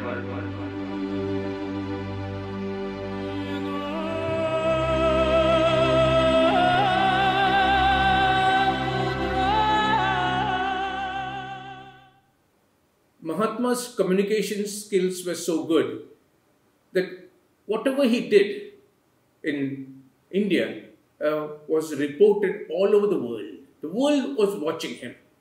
He had created that position for himself and for the Indian freedom struggle. Mahatma Gandhi was a great strategist, a very creative strategist. I mean, all his satyagrahas were only launched after a lot of thought. Dandi March, for example, against the salt tax by the British was a brilliant idea, but nobody believed in Mahatma Gandhi. Even Nehru, who was his close confidant, thought that what is this nonsense, the salt march. The British thought, let him go and make some salt, what we'll lose. But then the salt march becomes such an important event that the world takes note of it. That year, I mean, Mahatma Gandhi is portrayed on the cover page of Time magazine in 1930 during the Salt March, and again in 1931, because of the Salt March, he becomes the Man of the Year in 1931 on the cover page of the Time magazine. There's a very interesting anecdote about the Dandi March, which was narrated to me by Ashok Vajpayee. The party comes to a small village during the Dandi March, and it's about 6 o'clock in the evening, and there's a river which they need to cross.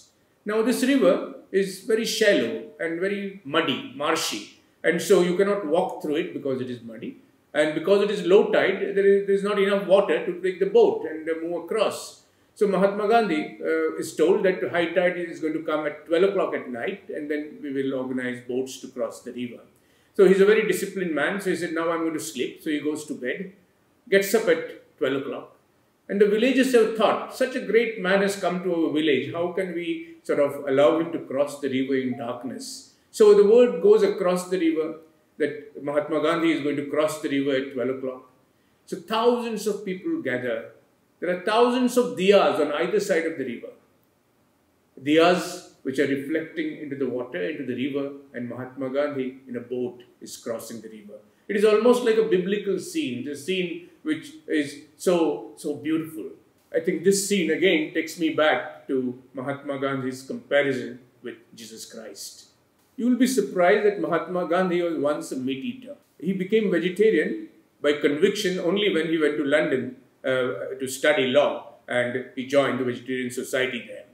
So, and he had given a vow to his mother that he will be vegetarian. But by conviction at that time, he was a non-vegetarian. He started eating meat with Sheikh Mehtab, and there was a poet called Narmad who had written a poem that time when they were young. Behold the mighty Englishman, he rules the Indians small because being a meat eater, he is 7.5 feet tall. So they thought that eating meat will make you strong and then you can get rid of the British from India. So they were eating meat. But then when he would go home, he had to lie to his mother that he is full, he is not hungry, and avoid eating. So Gandhi had a problem, young Gandhi had a problem lying to his mother. And so he decided that he is going to give up eating meat and he will start eating it openly when his parents are no more, when the parents die. So with that conviction, actually he had gone to England and then became vegetarian. But Mahatma Gandhi was never intolerant to the food of other people. There is a very beautiful story. In 1914, Mahatma Gandhi is returning to India, but he is going first to England and then he would come to Bombay in 1915. So when he starts his voyage from South Africa to London, he is already a very well-known man and everybody is also aware of his eating fads. And there is a common kitchen in the ship, like all of the ships.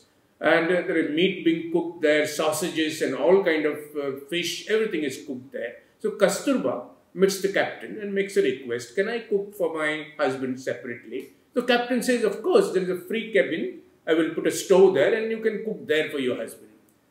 Gandhi comes to know about it, he refuses the separate cabin for cooking. He says, I don't want a separate kitchen, please give me a corner of the common kitchen of the ship and I'm going to cook there.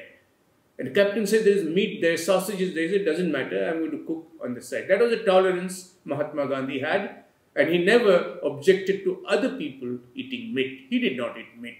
I think today people are killed, lynched for possession of meats. I think we have a lot of lesson, we have a huge lesson to learn from the tolerance of Mahatma Gandhi as far as the diet is concerned. I start thinking, what would Gandhiji do if he was alive today and perhaps out of jail? He, I think, would have started an anti-litter satyagraha. The country is full of litter. Even in this beautiful land, Goa, it's so beautiful, yet we see a lot of litter everywhere. Gandhi would have believed that not throwing a plastic bottle or a chocolate wrapper or anything else on the roadside is the most important thing towards citizenship. To be a patriot, you don't have to shout Bharat Mata ki Jai or Vande Mataram. It is more important not to throw anything on the roadside, not to litter. And Mahatma Gandhi would have launched an anti-litter satyagraha. I decided to take inspiration from Mahatma Gandhi, and I worked with hundreds of school children and other colleagues. We collected 150,000 plastic bottles, water bottles which people throw on the roadside. We cut them into flowers and created this huge wall which is called the Carpet of Joy. This is an anti-litter project. It's a project which spreads the message, please do not litter.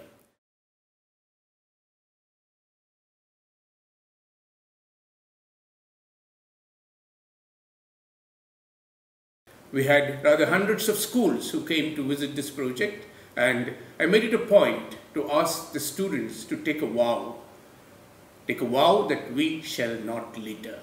I shall not litter. I shall not litter. I shall not litter.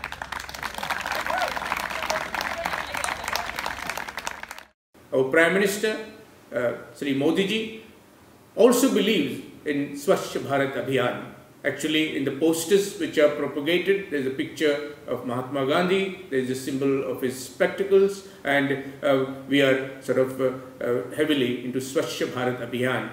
Gandhi would have pointed out a very important thing. It is very important to keep the nation clean. Swachh Bharat is very important. But it is very important to get rid of the litter from the mind. Keep the mind clean and get rid of the litter of hatred, communalism, fanaticism, and fascism. Only when this litter is out, the country can be truly Swachh. Thank you, Mr. Kerkar, for that heartfelt sharing on how you continue to engage with the Mahatma.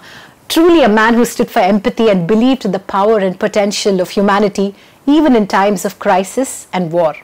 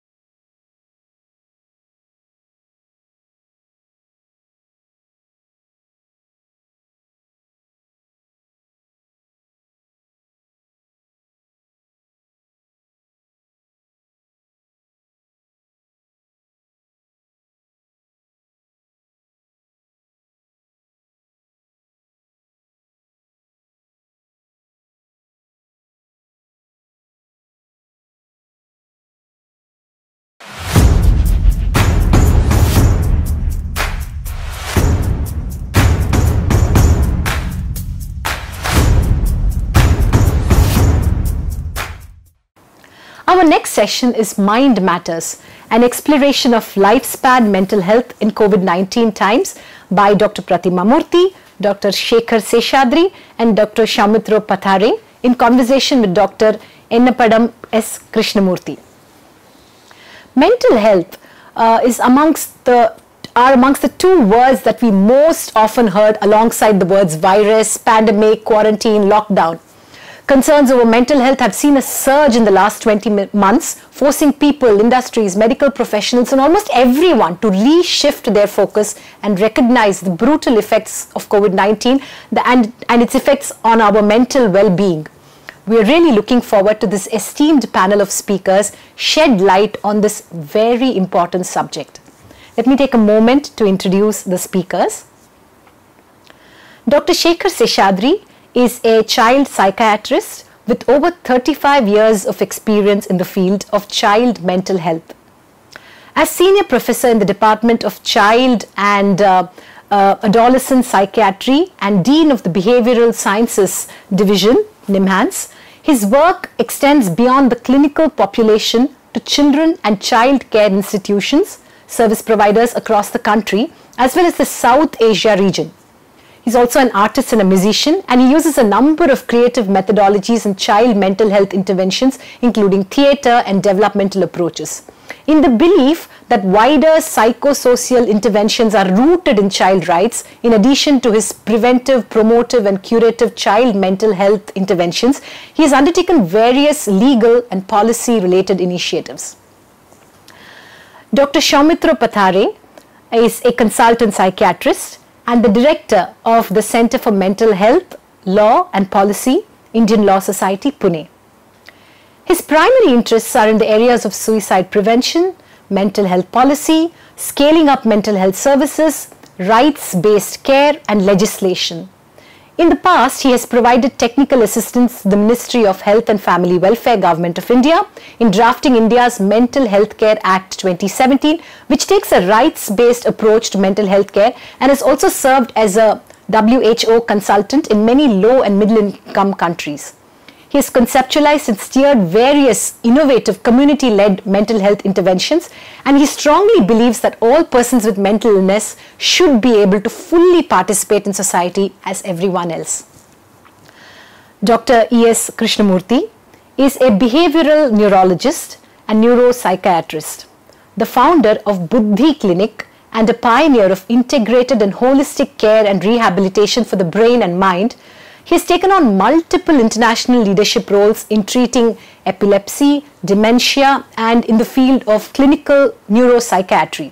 He has to his credit 70+ publications, 30+ book chapters, and over 25 articles in the press. He is adjunct professor at Manipal University and Public Health Foundation, India. He is also senior clinical advisor in neurosciences, Apollo Hospitals Group. Dr. Murthy, Dr. Seshadri, Dr. Pathare, and Dr. Krishnamoorthy, over to you.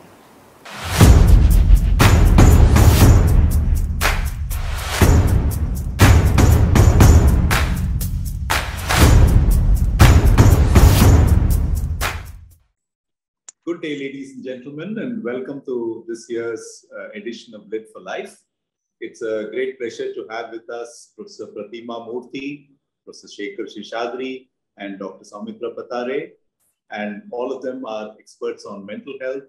And this session is going to explore the domain of mental health across the lifespan, in particular during the COVID-19 pandemic.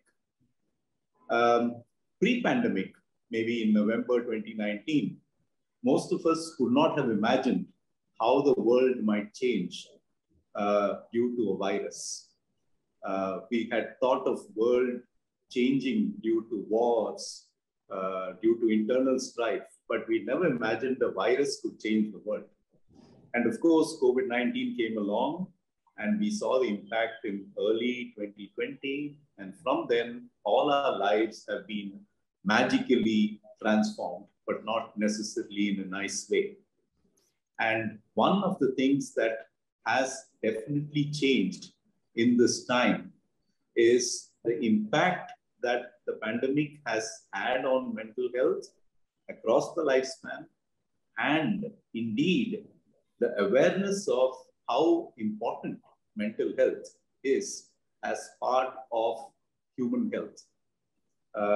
Very often, we as a society have failed to recognize that health is not just physical, it is emotional, it is spiritual, and we don't see it in that holistic way.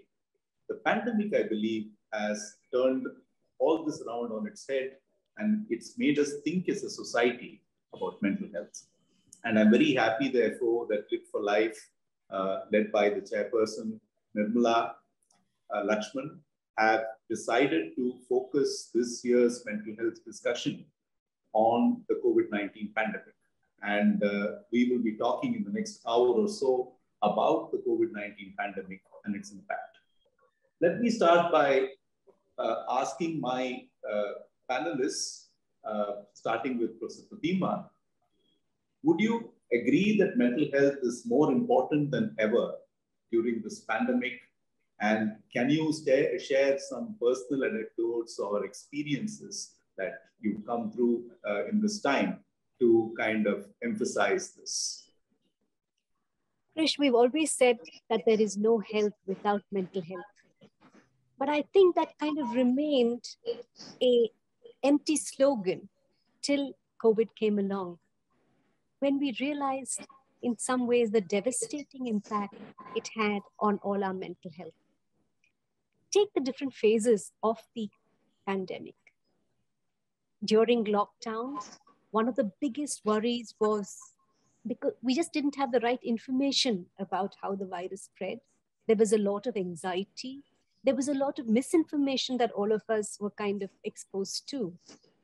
During lockdown, it seemed fun initially, getting back to families, working from home.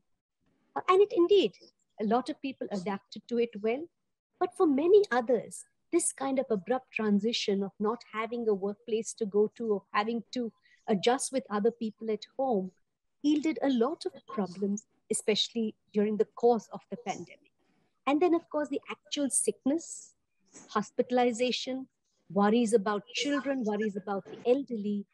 These were causes for anxiety in a lot of people and stress in a lot of people. I don't think we've still seen the aftermath of COVID. You asked about personal experiences. I mean, there have been several personal experiences for me, both as a professional, primarily as a professional. One of the things was in a large institution, making adjustments with our students, with our faculty, with their families, some of them falling sick, some of them exposed and testing positive. There were so many issues, but what stands out in my mind is that of a mother who lost 2 of her sons-in-law during the time of the COVID. We still don't know whether they were COVID-related deaths, but the tragedy is that both these men were in their late 30s.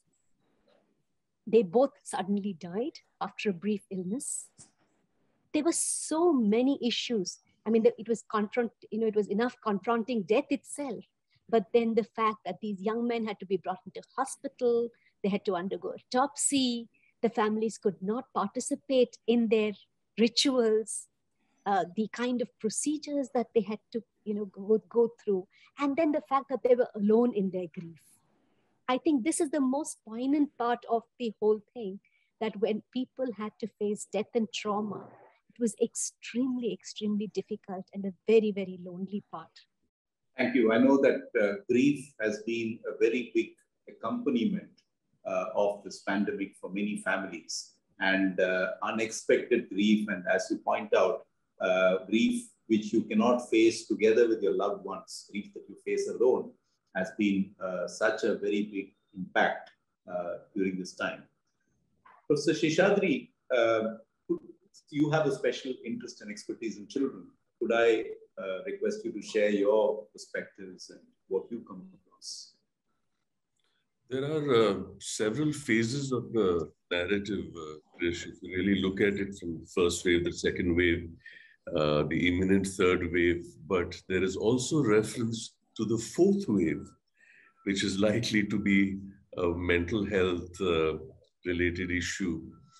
And already the explosion of literature on the mental health impact of COVID across the world is there for our reading interest and concern.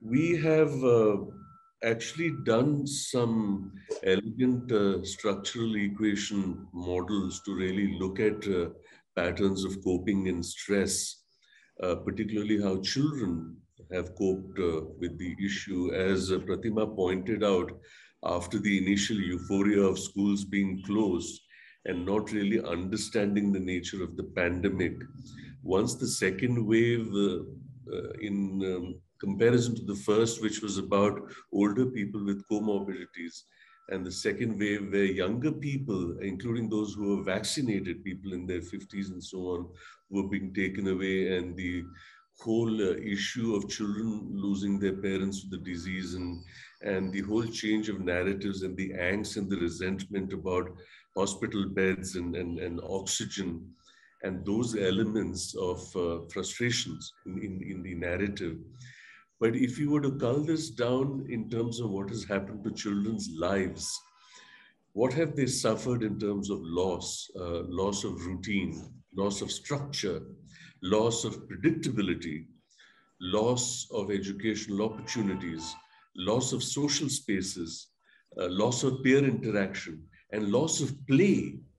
And what impact does this have on children's lives? And on the subject of loss of predictability, one of the issues that is being spoken about extensively related to the anxiety that Pratima referred to is a cross-cutting phenomena across many kinds of mental health conditions, and that is called intolerance of uncertainty. There is no predictability as to how many more years we will reach, if at all, a pre-pandemic situation. If you look at the Spanish influenza, where upwards of 30 to 40 million people died, and the number of years it really took for that phenomena to resolve. Are we looking at a similar situation? So to come back to the point, Krish, COVID that you made, COVID has really caused a rupture in human existence. This non-living form of RNA, the collective weight of it and the devastation that it has caused is probably about, I don't know, 100 grams or and the devastation it has caused. So we are increasingly now dealing with newer narratives in children's lives. As schools open, this is not just about safety protocols and bridging the learning gap. Which mental health context are they coming back to school? Have they come from families where there was already a pre-existing theme of marital discord? Are they coming from abusive backgrounds? Have they suffered loss experiences? And how do we factor all this in the kind of interventions that we do, and indeed in the kind of policy that is required to account for these emerging realities? Over to you, Krish. Thank you. Dr. Pathare, if I could ask you the same question and your experiences at this time and how mental health has changed in the community and been effective. I want to make a couple of points to add to what Shekhar and Pratima have already said. One of the things that during the COVID pandemic happened was that middle-class India discovered mental health. Suddenly realized that, oh my God, these things happen to us. The fact of the matter is that 150 million people in India have had mental health problems even before the COVID pandemic, as the National Mental Health Survey showed. So it wasn't like it wasn't there, but we had invisibilized mental illness because it didn't happen to people like us, or at least that's what we thought. And here suddenly, people who thought that this is not stuff that happened to them, this happened to whatever the stereotypes that people have about mental illness was happening to them. And the second thing was that what it has resulted in, we've always had a shortage of mental health resources, human resources, because that's what mental health is about. Doctors, psychologists, counselors, and all of that. And we've already, if you look at the data, we have had like 85% treatment gap, 85% treatment gap. What does that mean? that 85 out of 100 people in this country never got treated for their mental health problems. This is pre-COVID, okay? This is not post-COVID. What has happened post-COVID, I think, and this is very visible, is that because a more well-off and vocal class of Indians has suddenly got problems with mental health, they have now crowded out everybody else out of these very meager mental health resources. So you see, you have this paradox of people who already had severe mental health problems or had mental health problems in the past and came from disadvantaged backgrounds and did not have treatment. They were even less likely to receive treatment because those meager resources are now being cornered by people who are very vocal about their needs. So, in a very odd sort of way, while mental health problems have increased, the accessibility to treatment has actually decreased for people who come from disadvantaged backgrounds. Over to you. Thank you. I think that's such an important point that while access should have increased and it should be more easy for people to seek help, what was already a very strained system is even more under strain because we have a group of people who are more vocal and able to ask for help. I think it's a very, very important point. Professor Murthy, if I could, as a leader, you're the director of NUMANS, a very successful mental health professional, and as a woman, if I could get you to just highlight what challenges have been for women in this time during of the pandemic. Yeah, I mean, I think it's a global phenomenon that, women have been disadvantaged as far as mental health care goes. And I think this is around the world. But I think the pandemic has thrown up several issues as far as women is concerned. And again, in addition to the treatment gap, the fact that the services are not very gender sensitive is yet another thing that gets thrown up. Particularly for women, we know that there have already existing economic disparities. Even for working women, there are multiple roles that they need to play. There is a lot of stigma around help seeking. Support systems very often fail women who need services. We've also seen an increase in domestic violence, not just in our parts of the world, but even in the developed parts of the world. Women have been burdened, for example, especially working women, not only working from home, but managing children at home, particularly with schools being closed, or these issues. Domestic violence is yet another issue that we are quite aware of. And everywhere in the world, it is predicted that the economic disparity is going to affect women much more than men, especially women who have a lot of who are in a lot of unpaid work, and are already facing financial difficulties. This can be more. The other thing is, in continuation of what Soumitra was saying, in terms of support services. Now, it's very difficult for women to access services as readily as other people. And therefore, unless the services reach women, it's just possible that, they will not get the services. We've had the psychosocial helpline at NIMHANS, which has actually offered help during COVID. And, more than 6 lakh calls have been received during COVID. And some of these definitely are related to this kind of distress that we talk about, the domestic violence and so on. Or the Women and Child Welfare Department has also initiated mental health counseling at the one-stop centers for women. But we need to train people. And, Soumitra mentioned about the lack of trained human resources. So in terms of being compassionate, empathetic, communicating with people who have distress, we have a huge need there, which we need to reach to the more disenfranchised and vulnerable populations, including women. Thank you. Professor Seshadri, you work with children who have special needs. And I'm sure that landscape has changed considerably during the pandemic. Would I request you to tell us how pandemic has impacted mental health of these very special children? Krish, I would like to predicate my response on certain other realities that we need to keep in mind. Pandemics of the nature of COVID have a disproportionate impact on the more vulnerable populations. Day before yesterday, October 10th, when the World Federation of Mental Health was recognized, and on the theme of inequality,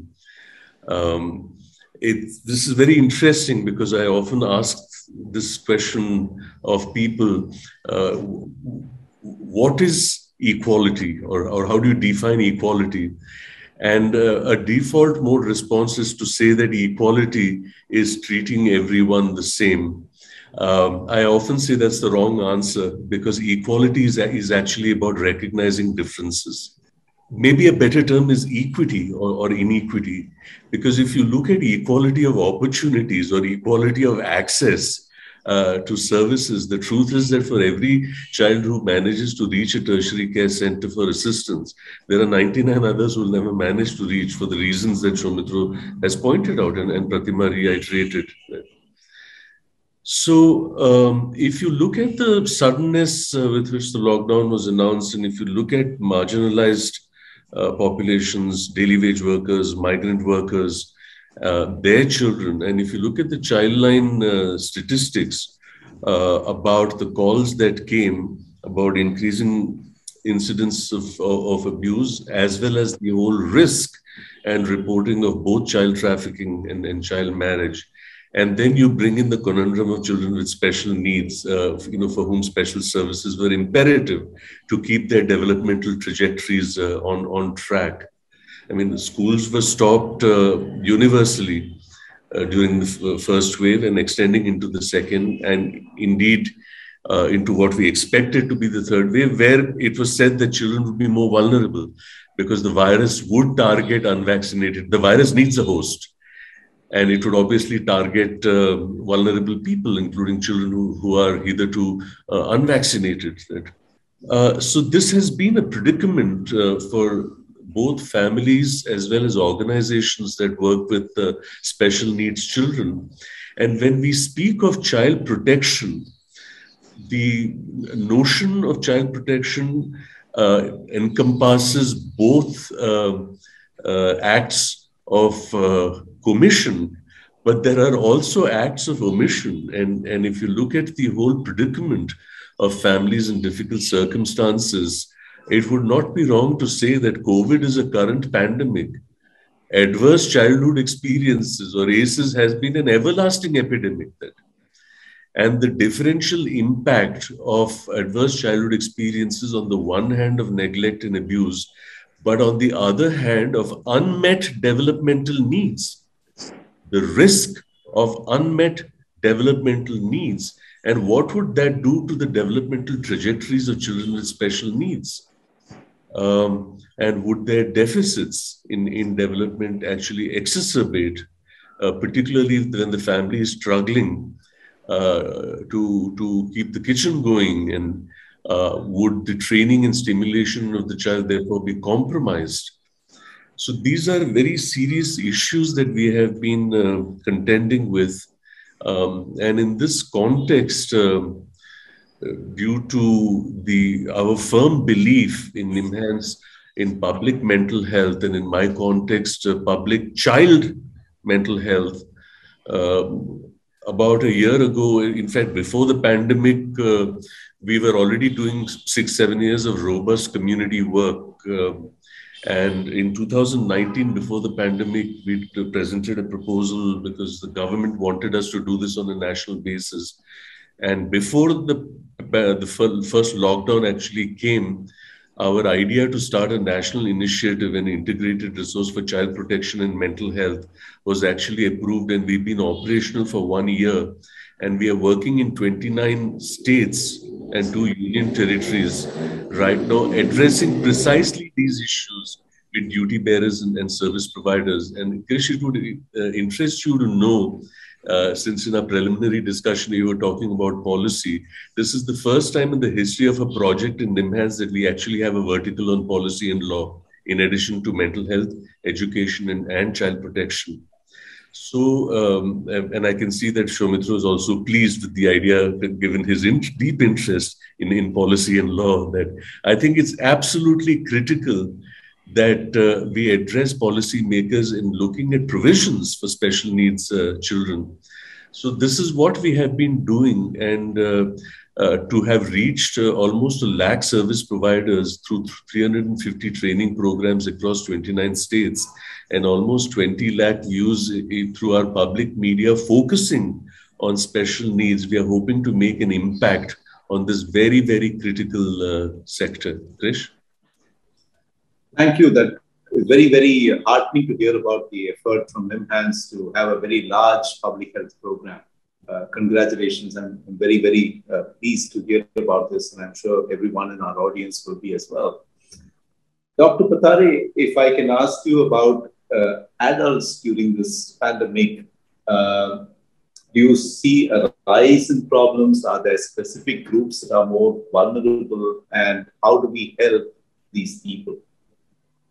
Well, let me carry forward on what Pratima and Shekhar have been talking about. And Pratima and Shekhar are obviously far more diplomatic than I am. So I tend to, and everyone knows that, I tend to kind of be too blunt about this. But the fact of the matter is that we've always discriminated against people with severe mental illness. We have always excluded people with severe mental illness from our communities. And the COVID pandemic just brought that starkly to light, to the extent that we were willing to sacrifice their lives. And let me give you a concrete example to prove what I'm saying. There is enough research from across the world which shows that people with severe mental health problems have the second highest risk factor of dying after age. So after age, what is the second highest risk factor for death after COVID? That is severe mental illness, especially schizophrenia. When we announced the prioritization of vaccination, for which were the groups we decided to prioritize, we said, we'll put all the vulnerable at-risk groups in priority. So we took the elderly first. We took people with diabetes and hypertension and people who worked in healthcare. But we just completely forgot people with severe mental illness. This is not by accident. This is overtly not by accident, is what I would say. And it finally took someone to go to the Supreme Court to get the Supreme Court just a week ago issue an order saying that all people with severe mental illness in mental hospitals across the country should be vaccinated forthwith, and a status report should be submitted. Now, why does it require something like this for an intervention from the Supreme Court? And why does the Supreme Court intervene? The Supreme Court intervenes because it can see discrimination. Otherwise, the Supreme Court would have said, this is a medical decision, nothing to do with us. So clearly, we've kind of institutionalized the discrimination during the COVID pandemic. And remember, even the Supreme Court order covers the 40,000 odd people who live in the mental hospitals. It does not cover the millions of people with severe mental illness who live in the community. And very often, many of them will not get the vaccine because they will live in conditions of poverty. They may not have access to their own financial resources to be able to pay for the vaccine. And some of them will get excluded merely or have been excluded for so long merely because of the age issue. Someone who's a 30-year-old living with schizophrenia for the last 15 years, they won't get prioritized for vaccination. You don't even know if their families will prioritize them for vaccination. So, what the pandemic has starkly brought into focus for mental health is the kind of discriminatory practices that have always been very covert, but being now overtly practiced, where we are willing to risk the lives of vulnerable people. Thank you. I think it's such an important point for us to all keep in mind that somehow we forgot mental health when we talked about prioritized populations. Professor Pratima. Yeah, Chris, I just felt I needed to come in here because I think it's also important to talk about certain positives that have occurred in addition to the negative narrative. And I think I'd like to talk about my experience when I was, leading the Department of Psychiatry. And this is an issue that we were very, very conscious of, that people with severe mental illness are likely to be one of the most vulnerable populations. And we'd been reading about other parts of the world where entire populations of elderly, for example, with dementia got wiped out in nursing homes. So one of the conscious decisions we took is that our patients with severe mental illness were vulnerable, and we were really frightened because, they live in a dormitory-like situation where they're actually exposed. And if the virus comes into one of the wards, you can be sure. And we certainly had that experience. And in the absence of very clear-cut guidelines, we had to evolve guidelines to make sure that if there was a case in the ward, the others were protected.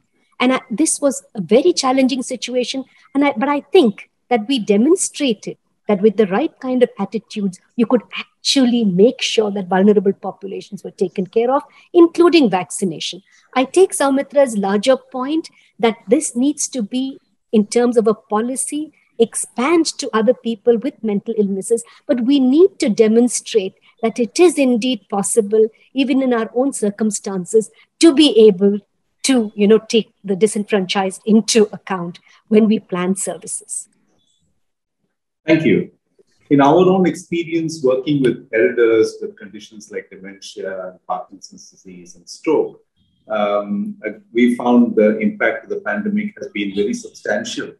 I mean, for example, we are all using the wonderful technology today to have this webinar and discuss with each other. Many elders don't know how to access the technology or did not know how to access the technology. And the pandemic also meant that they had no one to assist them. And I think, therefore, elders have been hugely disadvantaged in terms of access, even to their regular doctors, to regular services, or even the ability to access those services, either because of lack of technology or lack of access to technology. And I think that this is something that was very striking to us when we were looking after these elders. They also had enormous fear that even essential rehabilitation to let people to come in and work with them was something that they were terribly frightened to do. And of course, in many middle-class families, even if the children could not be with the elder, they were constantly telling them, don't let anyone in, don't have contact with anybody. So there was this kind of catch-22 situation where this person desperately needs medical or mental health help, but is unable to access it.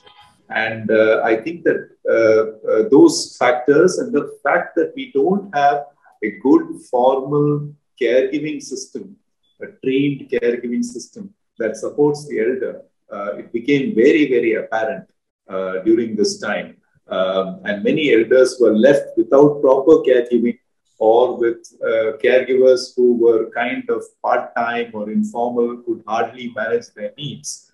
And of course, many did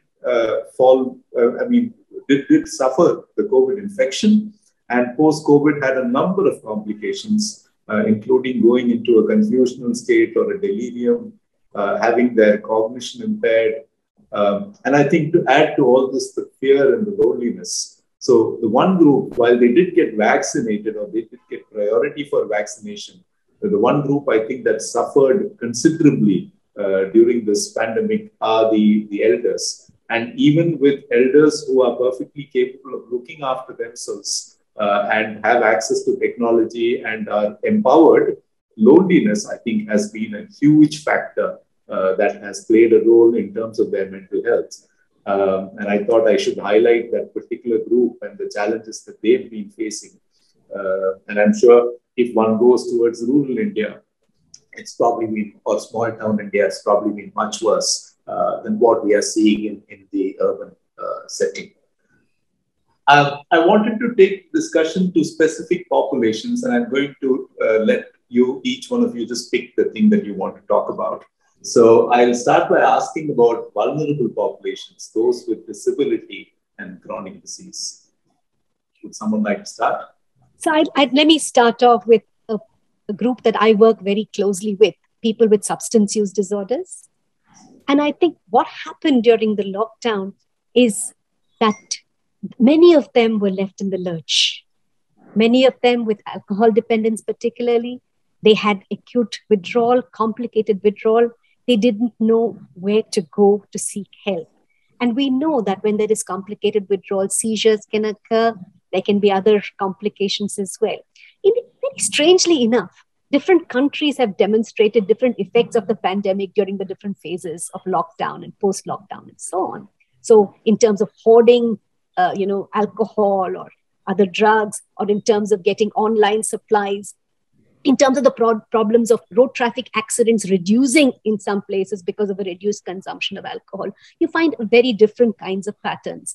But the most important thing is to recognize that addiction is something that needs treatment. And therefore, making treatment available for this vulnerable group becomes very, very important. With tobacco cessation, we notice some other very different phenomena. For example, again, when stores were closed during lockdown, there were many people who attempted to abstain, and a small number who were not perhaps very dependent were indeed able to abstain.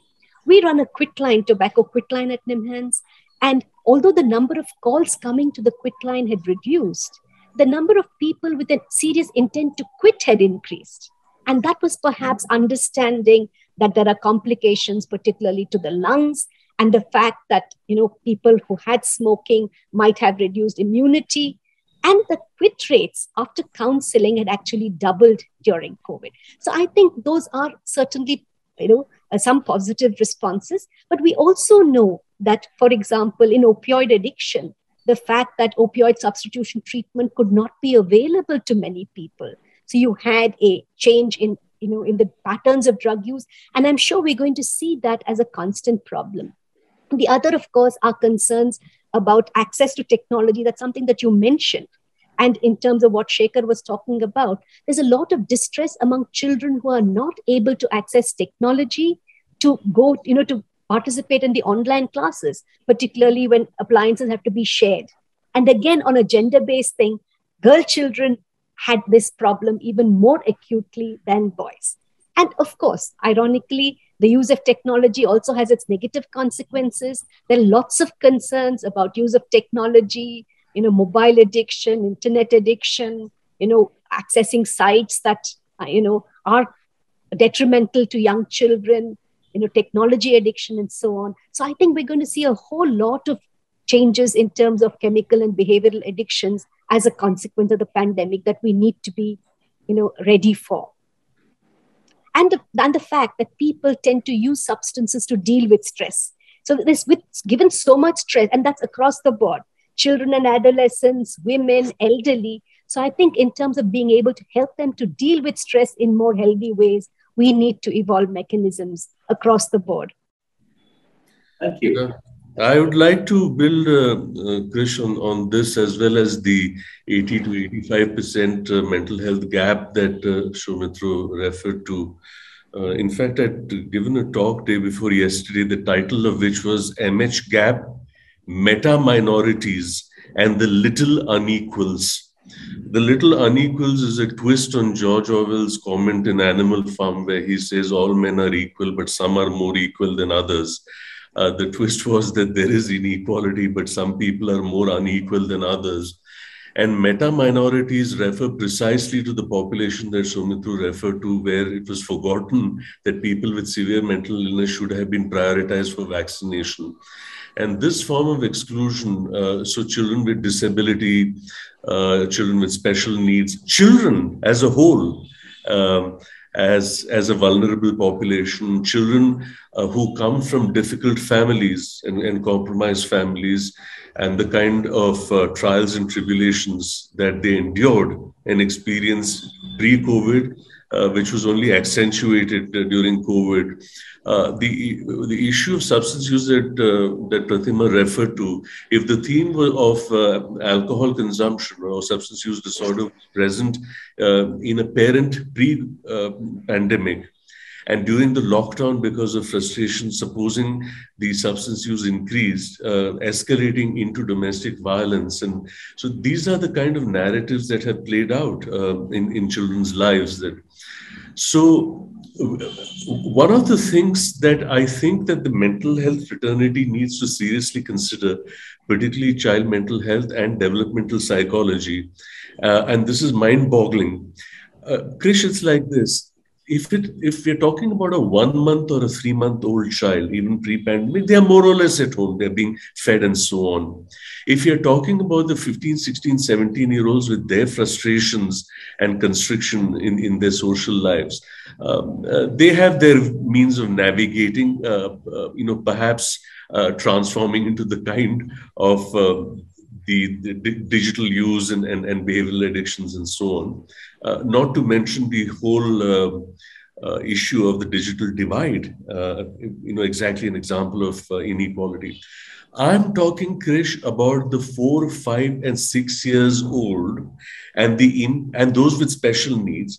So this lockdown, as it is, their mobility, if they had locomotor disability, cerebral palsy, and intellectual disability, as it is, their mobility was compromised. So this lockdown within a lockdown, has developmental psychology considered the evolutionary psychological impact of the pandemic on the 3, 4, 6-year-olds? What is going to happen to these kids 2 years from now, 5 years from now?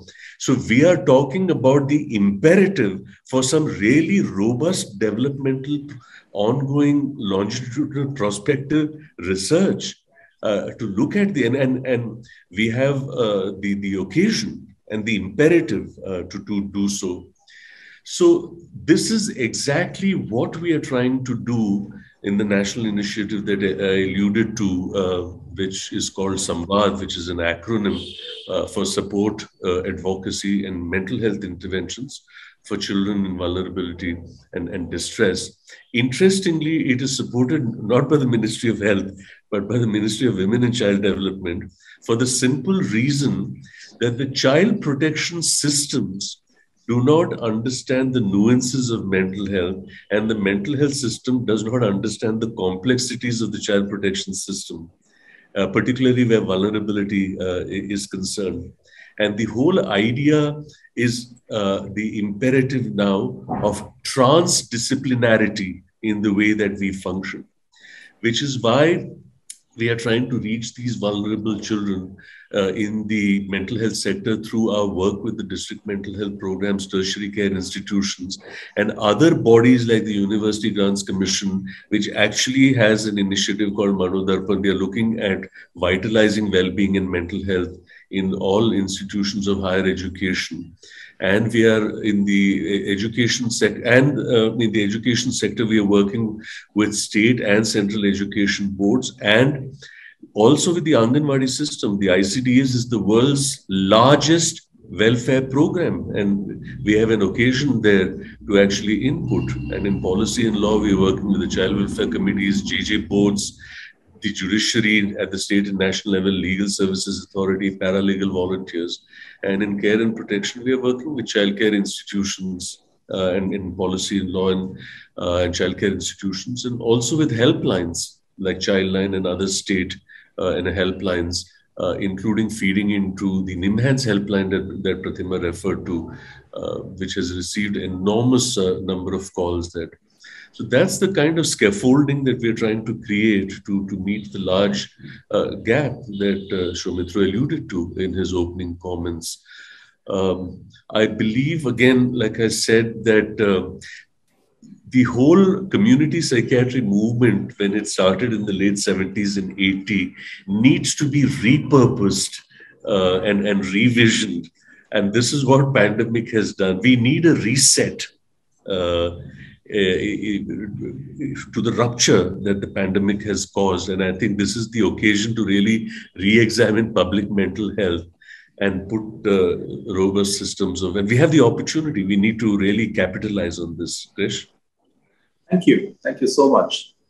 Dr. Pathare, obviously one of the things that's happened during the pandemic is the loss of livelihoods, migration, and the exacerbation of poverty.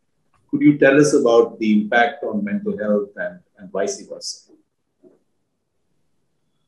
Thanks. I think one of the topics that has not come up in this discussion, or the word that has not come up in this discussion, is suicide. And I wanted to pick up on what Pratima said about domestic violence, and also the whole issue of alcohol, because in many ways they are the the triad in India, is domestic violence, alcohol, and suicide. And we haven't really talked about that. So let me try and explain what I mean. Even pre-pandemic, okay, this is before the pandemic. If you looked at our suicide data, then about 1 out of 3 women who died of suicide had a history of domestic violence. Okay, so they would have a history of having lived with domestic violence.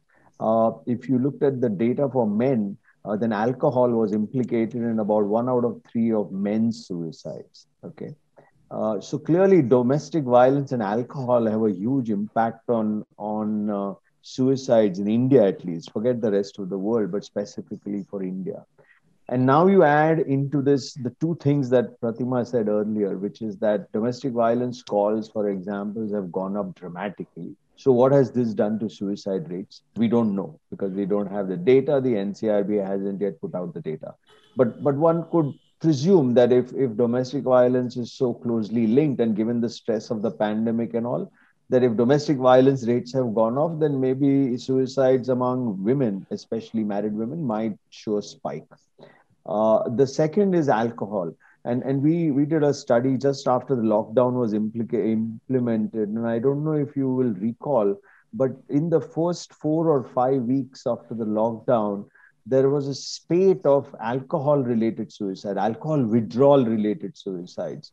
And also alcohol withdrawal-related deaths, which were because people trying to substitute it by drinking chemicals or all sorts of things and dying, So they were not necessarily suicides, but you could argue that it's self-harm of a kind. And that died out after 4 or 5 weeks. And the reason it died out is very clear. After a while, what happens is your withdrawal is over, and you're no longer in that situation where you're likely to kill yourself because of it. So, I think that there is also a bigger moral question that those particular suicides, which were alcohol withdrawal related, do raise. That, the moral question is the issue of, if you know that somebody is dependent on alcohol, if you know that they are likely to die in withdrawal, we know all of these things. These are not new facts that we are suddenly discovering. Then was it ethically and morally right to impose a complete lack of access to alcohol without providing access to treatment? I mean, I'm not taking a alcohol morality stance. Okay, it's not that I'm trying to promote alcoholism or alcohol consumption. What I'm only saying is that if you wanted people to quit alcohol, if you're going to reduce access to alcohol such that it makes them feel suicidal, then isn't it also our responsibility to provide access to alcohol withdrawal services, which was not so easily provided? And with the lockdown, how are people going to access those withdrawal services is a question that should be asked. In fact, the whole issue of alcohol withdrawal, if you remember, just after the lockdowns were lifted, became a very moral issue. If this whole issue of why do people need to drink? I mean, why can't they stay without alcohol for a while? So we actually made it into a moral question, which was really a public health issue. And the other thing about suicides that we've not talked about, and which is what worries me, if you look at previous crises, especially economic crisis across the world, okay, there is more than sufficient evidence now that after a time lag, economic crises result in spikes in suicides. Now, the most recent of that was Greece. Okay, Greece, if you remember, had the big financial crisis in 2008 where they almost went bankrupt. And there is sufficient data now to show that in the subsequent years, 2009, 2010, 2011, 2012, Greece saw dramatic increases in suicide rates. And this is a pattern which has been repeated across the world. It's not the first time. It's not going to be the last time. Funnily enough, when you have war, suicide rates drop during war, but increase after the war ends. Again, what happens is that during the war, maybe there's much more of social cohesion and this thing of having to work together. And then when the war ends, it becomes each one for himself or herself. And that's when the suicides increase. So if history is going to be any predictor, then in the coming 3 or 4 years, we should be prepared for, and in fact, we should be doing something about it now for this potential increases in suicides that we are going to see in the coming years. My worry is that we will do nothing about it now. 4 years later, there will be a lot of chest beating and bleating about it and saying, oh my God, what's happening?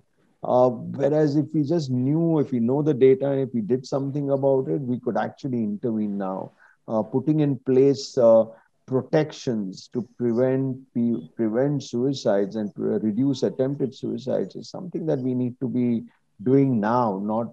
And so forget what we didn't do in the last 12 months is what I'm saying. Okay, all the vaccine issue and all, leave that aside. We didn't do a lot of things right in the last 12 months. We did a lot of other things right. But going forward for the next 36 or 48 months, what are we going to do differently to save lives? And that is something that we should be focusing on. Thank you. In fact, our work in Gubbi Clinic has been focused on holistic mental health. And one of the things that we did during the pandemic was prepare Ayurveda and naturopathy kits and dispatch them to a range of people, including people with chronic disability. And we supported them in the do-it-yourself use by online WhatsApp calls. So no fancy technology, just going online on a WhatsApp call and telling them what to do with the kit.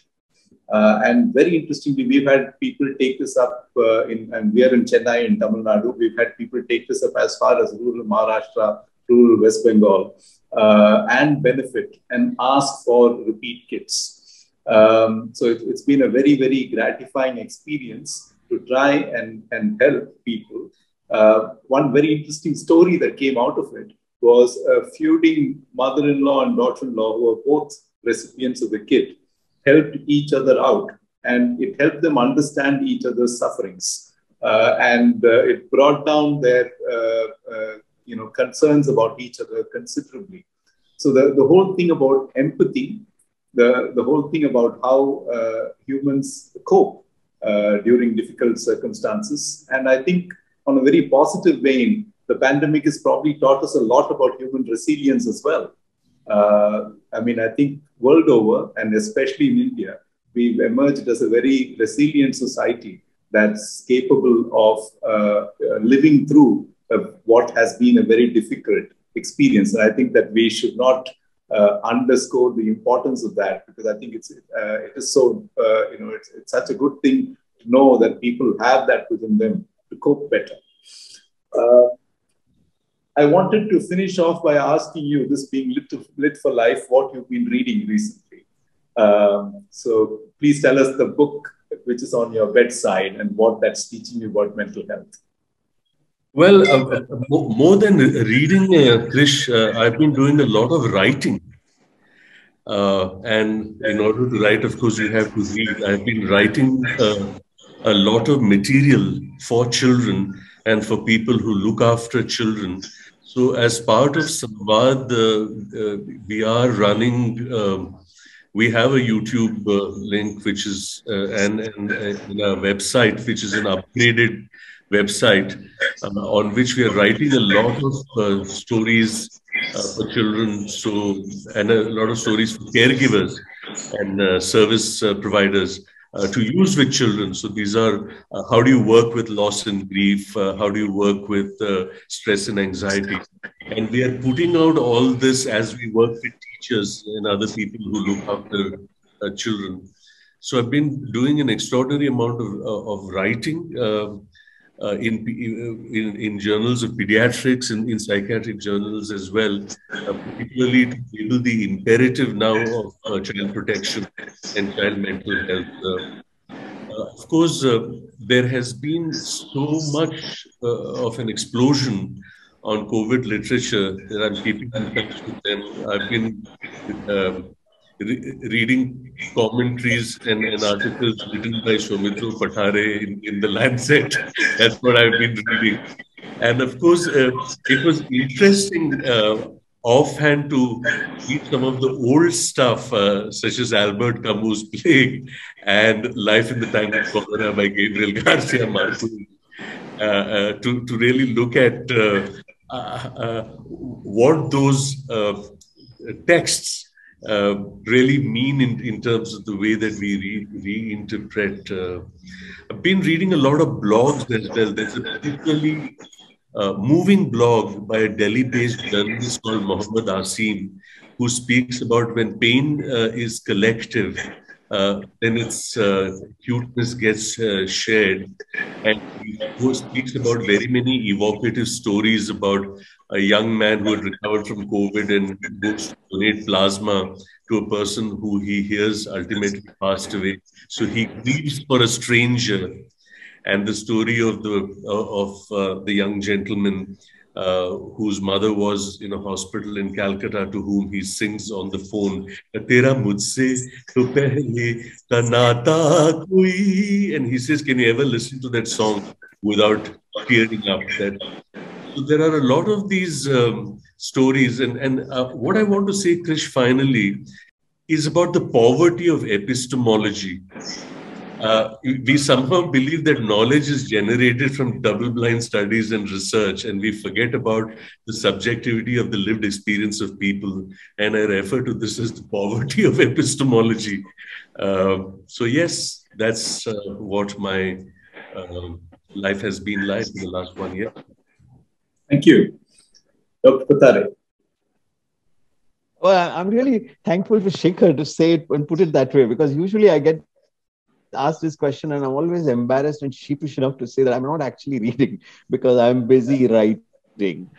So Shekhar made it very easy for me to say that. I'm busy writing, and we've got a book coming out next month, and I know the publishers are on my back. This is a couple of colleagues and I who are doing a book on suicide prevention, largely for the general public, not for academia. I think a lot of the data and the research and academic work is not accessible to the general public, and we need a lot more public debate and discussion on what are we doing to prevent suicides in our country, or not doing to prevent suicides in our country. So I've been busy with that, busy writing, and as Shekhar said, also busy with too many other things.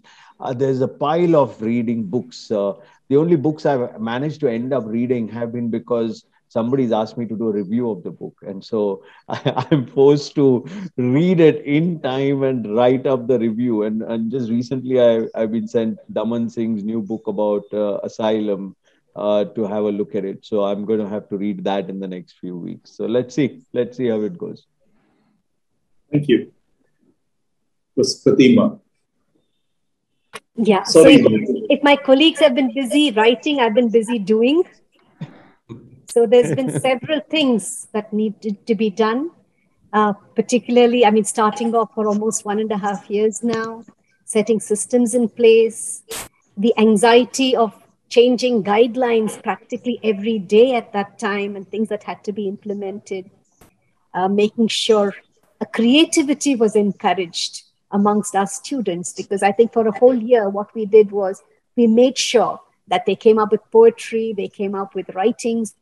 Just yesterday, we had a musical release of something called Mugs to Mike, talking about how you need to provide solace and compassion. Mere Saath Rehna, a video, poems on suicide, poems on loneliness, which are all available on various blogs. I've been doing that, but I think more importantly, what I have actually done is attended classes on the Bhagavad Gita. It's not that I did not know the Bhagavad Gita, but I think during the lockdown, there were a lot of opportunities. And to do that with the family has been a very, very enriching experience for me.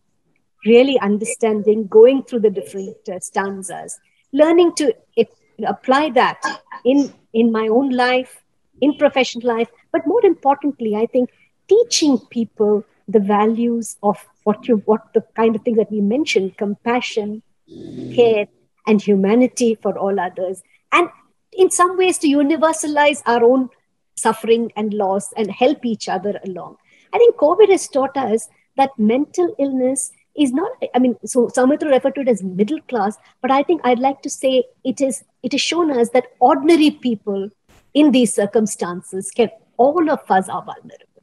And I think in that vulnerability, we need to develop the strength and resilience to be able to deal with. And if we can teach our children the same kind of resilience, responsibility, but at the same time, not rob them of their opportunities for childhood and for growing up, I think, we're going to accomplish a lot. I've also been watching a lot of movies on Netflix.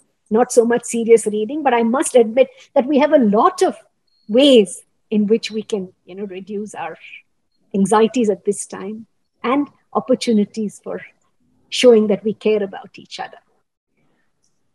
Absolutely. And I think that while on the one hand, the pandemic has rendered a group of us vocal and perhaps in an opportunistic way, on the other, I think it has heightened our awareness about as a society, about the importance of mental health. And the fact that we are talking about mental health today in Lit for Life for the second year in running, as far as I know, but also the fact that there is a large number of people out there who are interested and who discuss it and who are open about it today. And one only hopes that that tribe will increase. The number of people who are aware, willing to talk about it, and are willing to be open about the importance of mental health, because it is an invisible disability.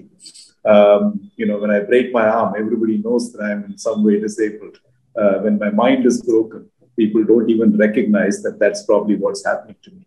And I think the good thing is that we have a younger generation, which is not just aware, but also willing to express itself. And I hope the positive outcomes of the pandemic is that we will become more vocal about mental health. Thank you, Professor Pratima, Murthy, Professor Shekhar, Seshadri, Dr. Shamitra Pathari. Thank you very much for joining us in Lit for Life in this discussion, and for your most enlightening remarks, which I'm sure will be of great interest to the audience. Thank you so much. Thank you. Thank you so much for such a valid and pertinent discussion. We hope to be able to take back some valuable lessons from this and truly deliberate upon them.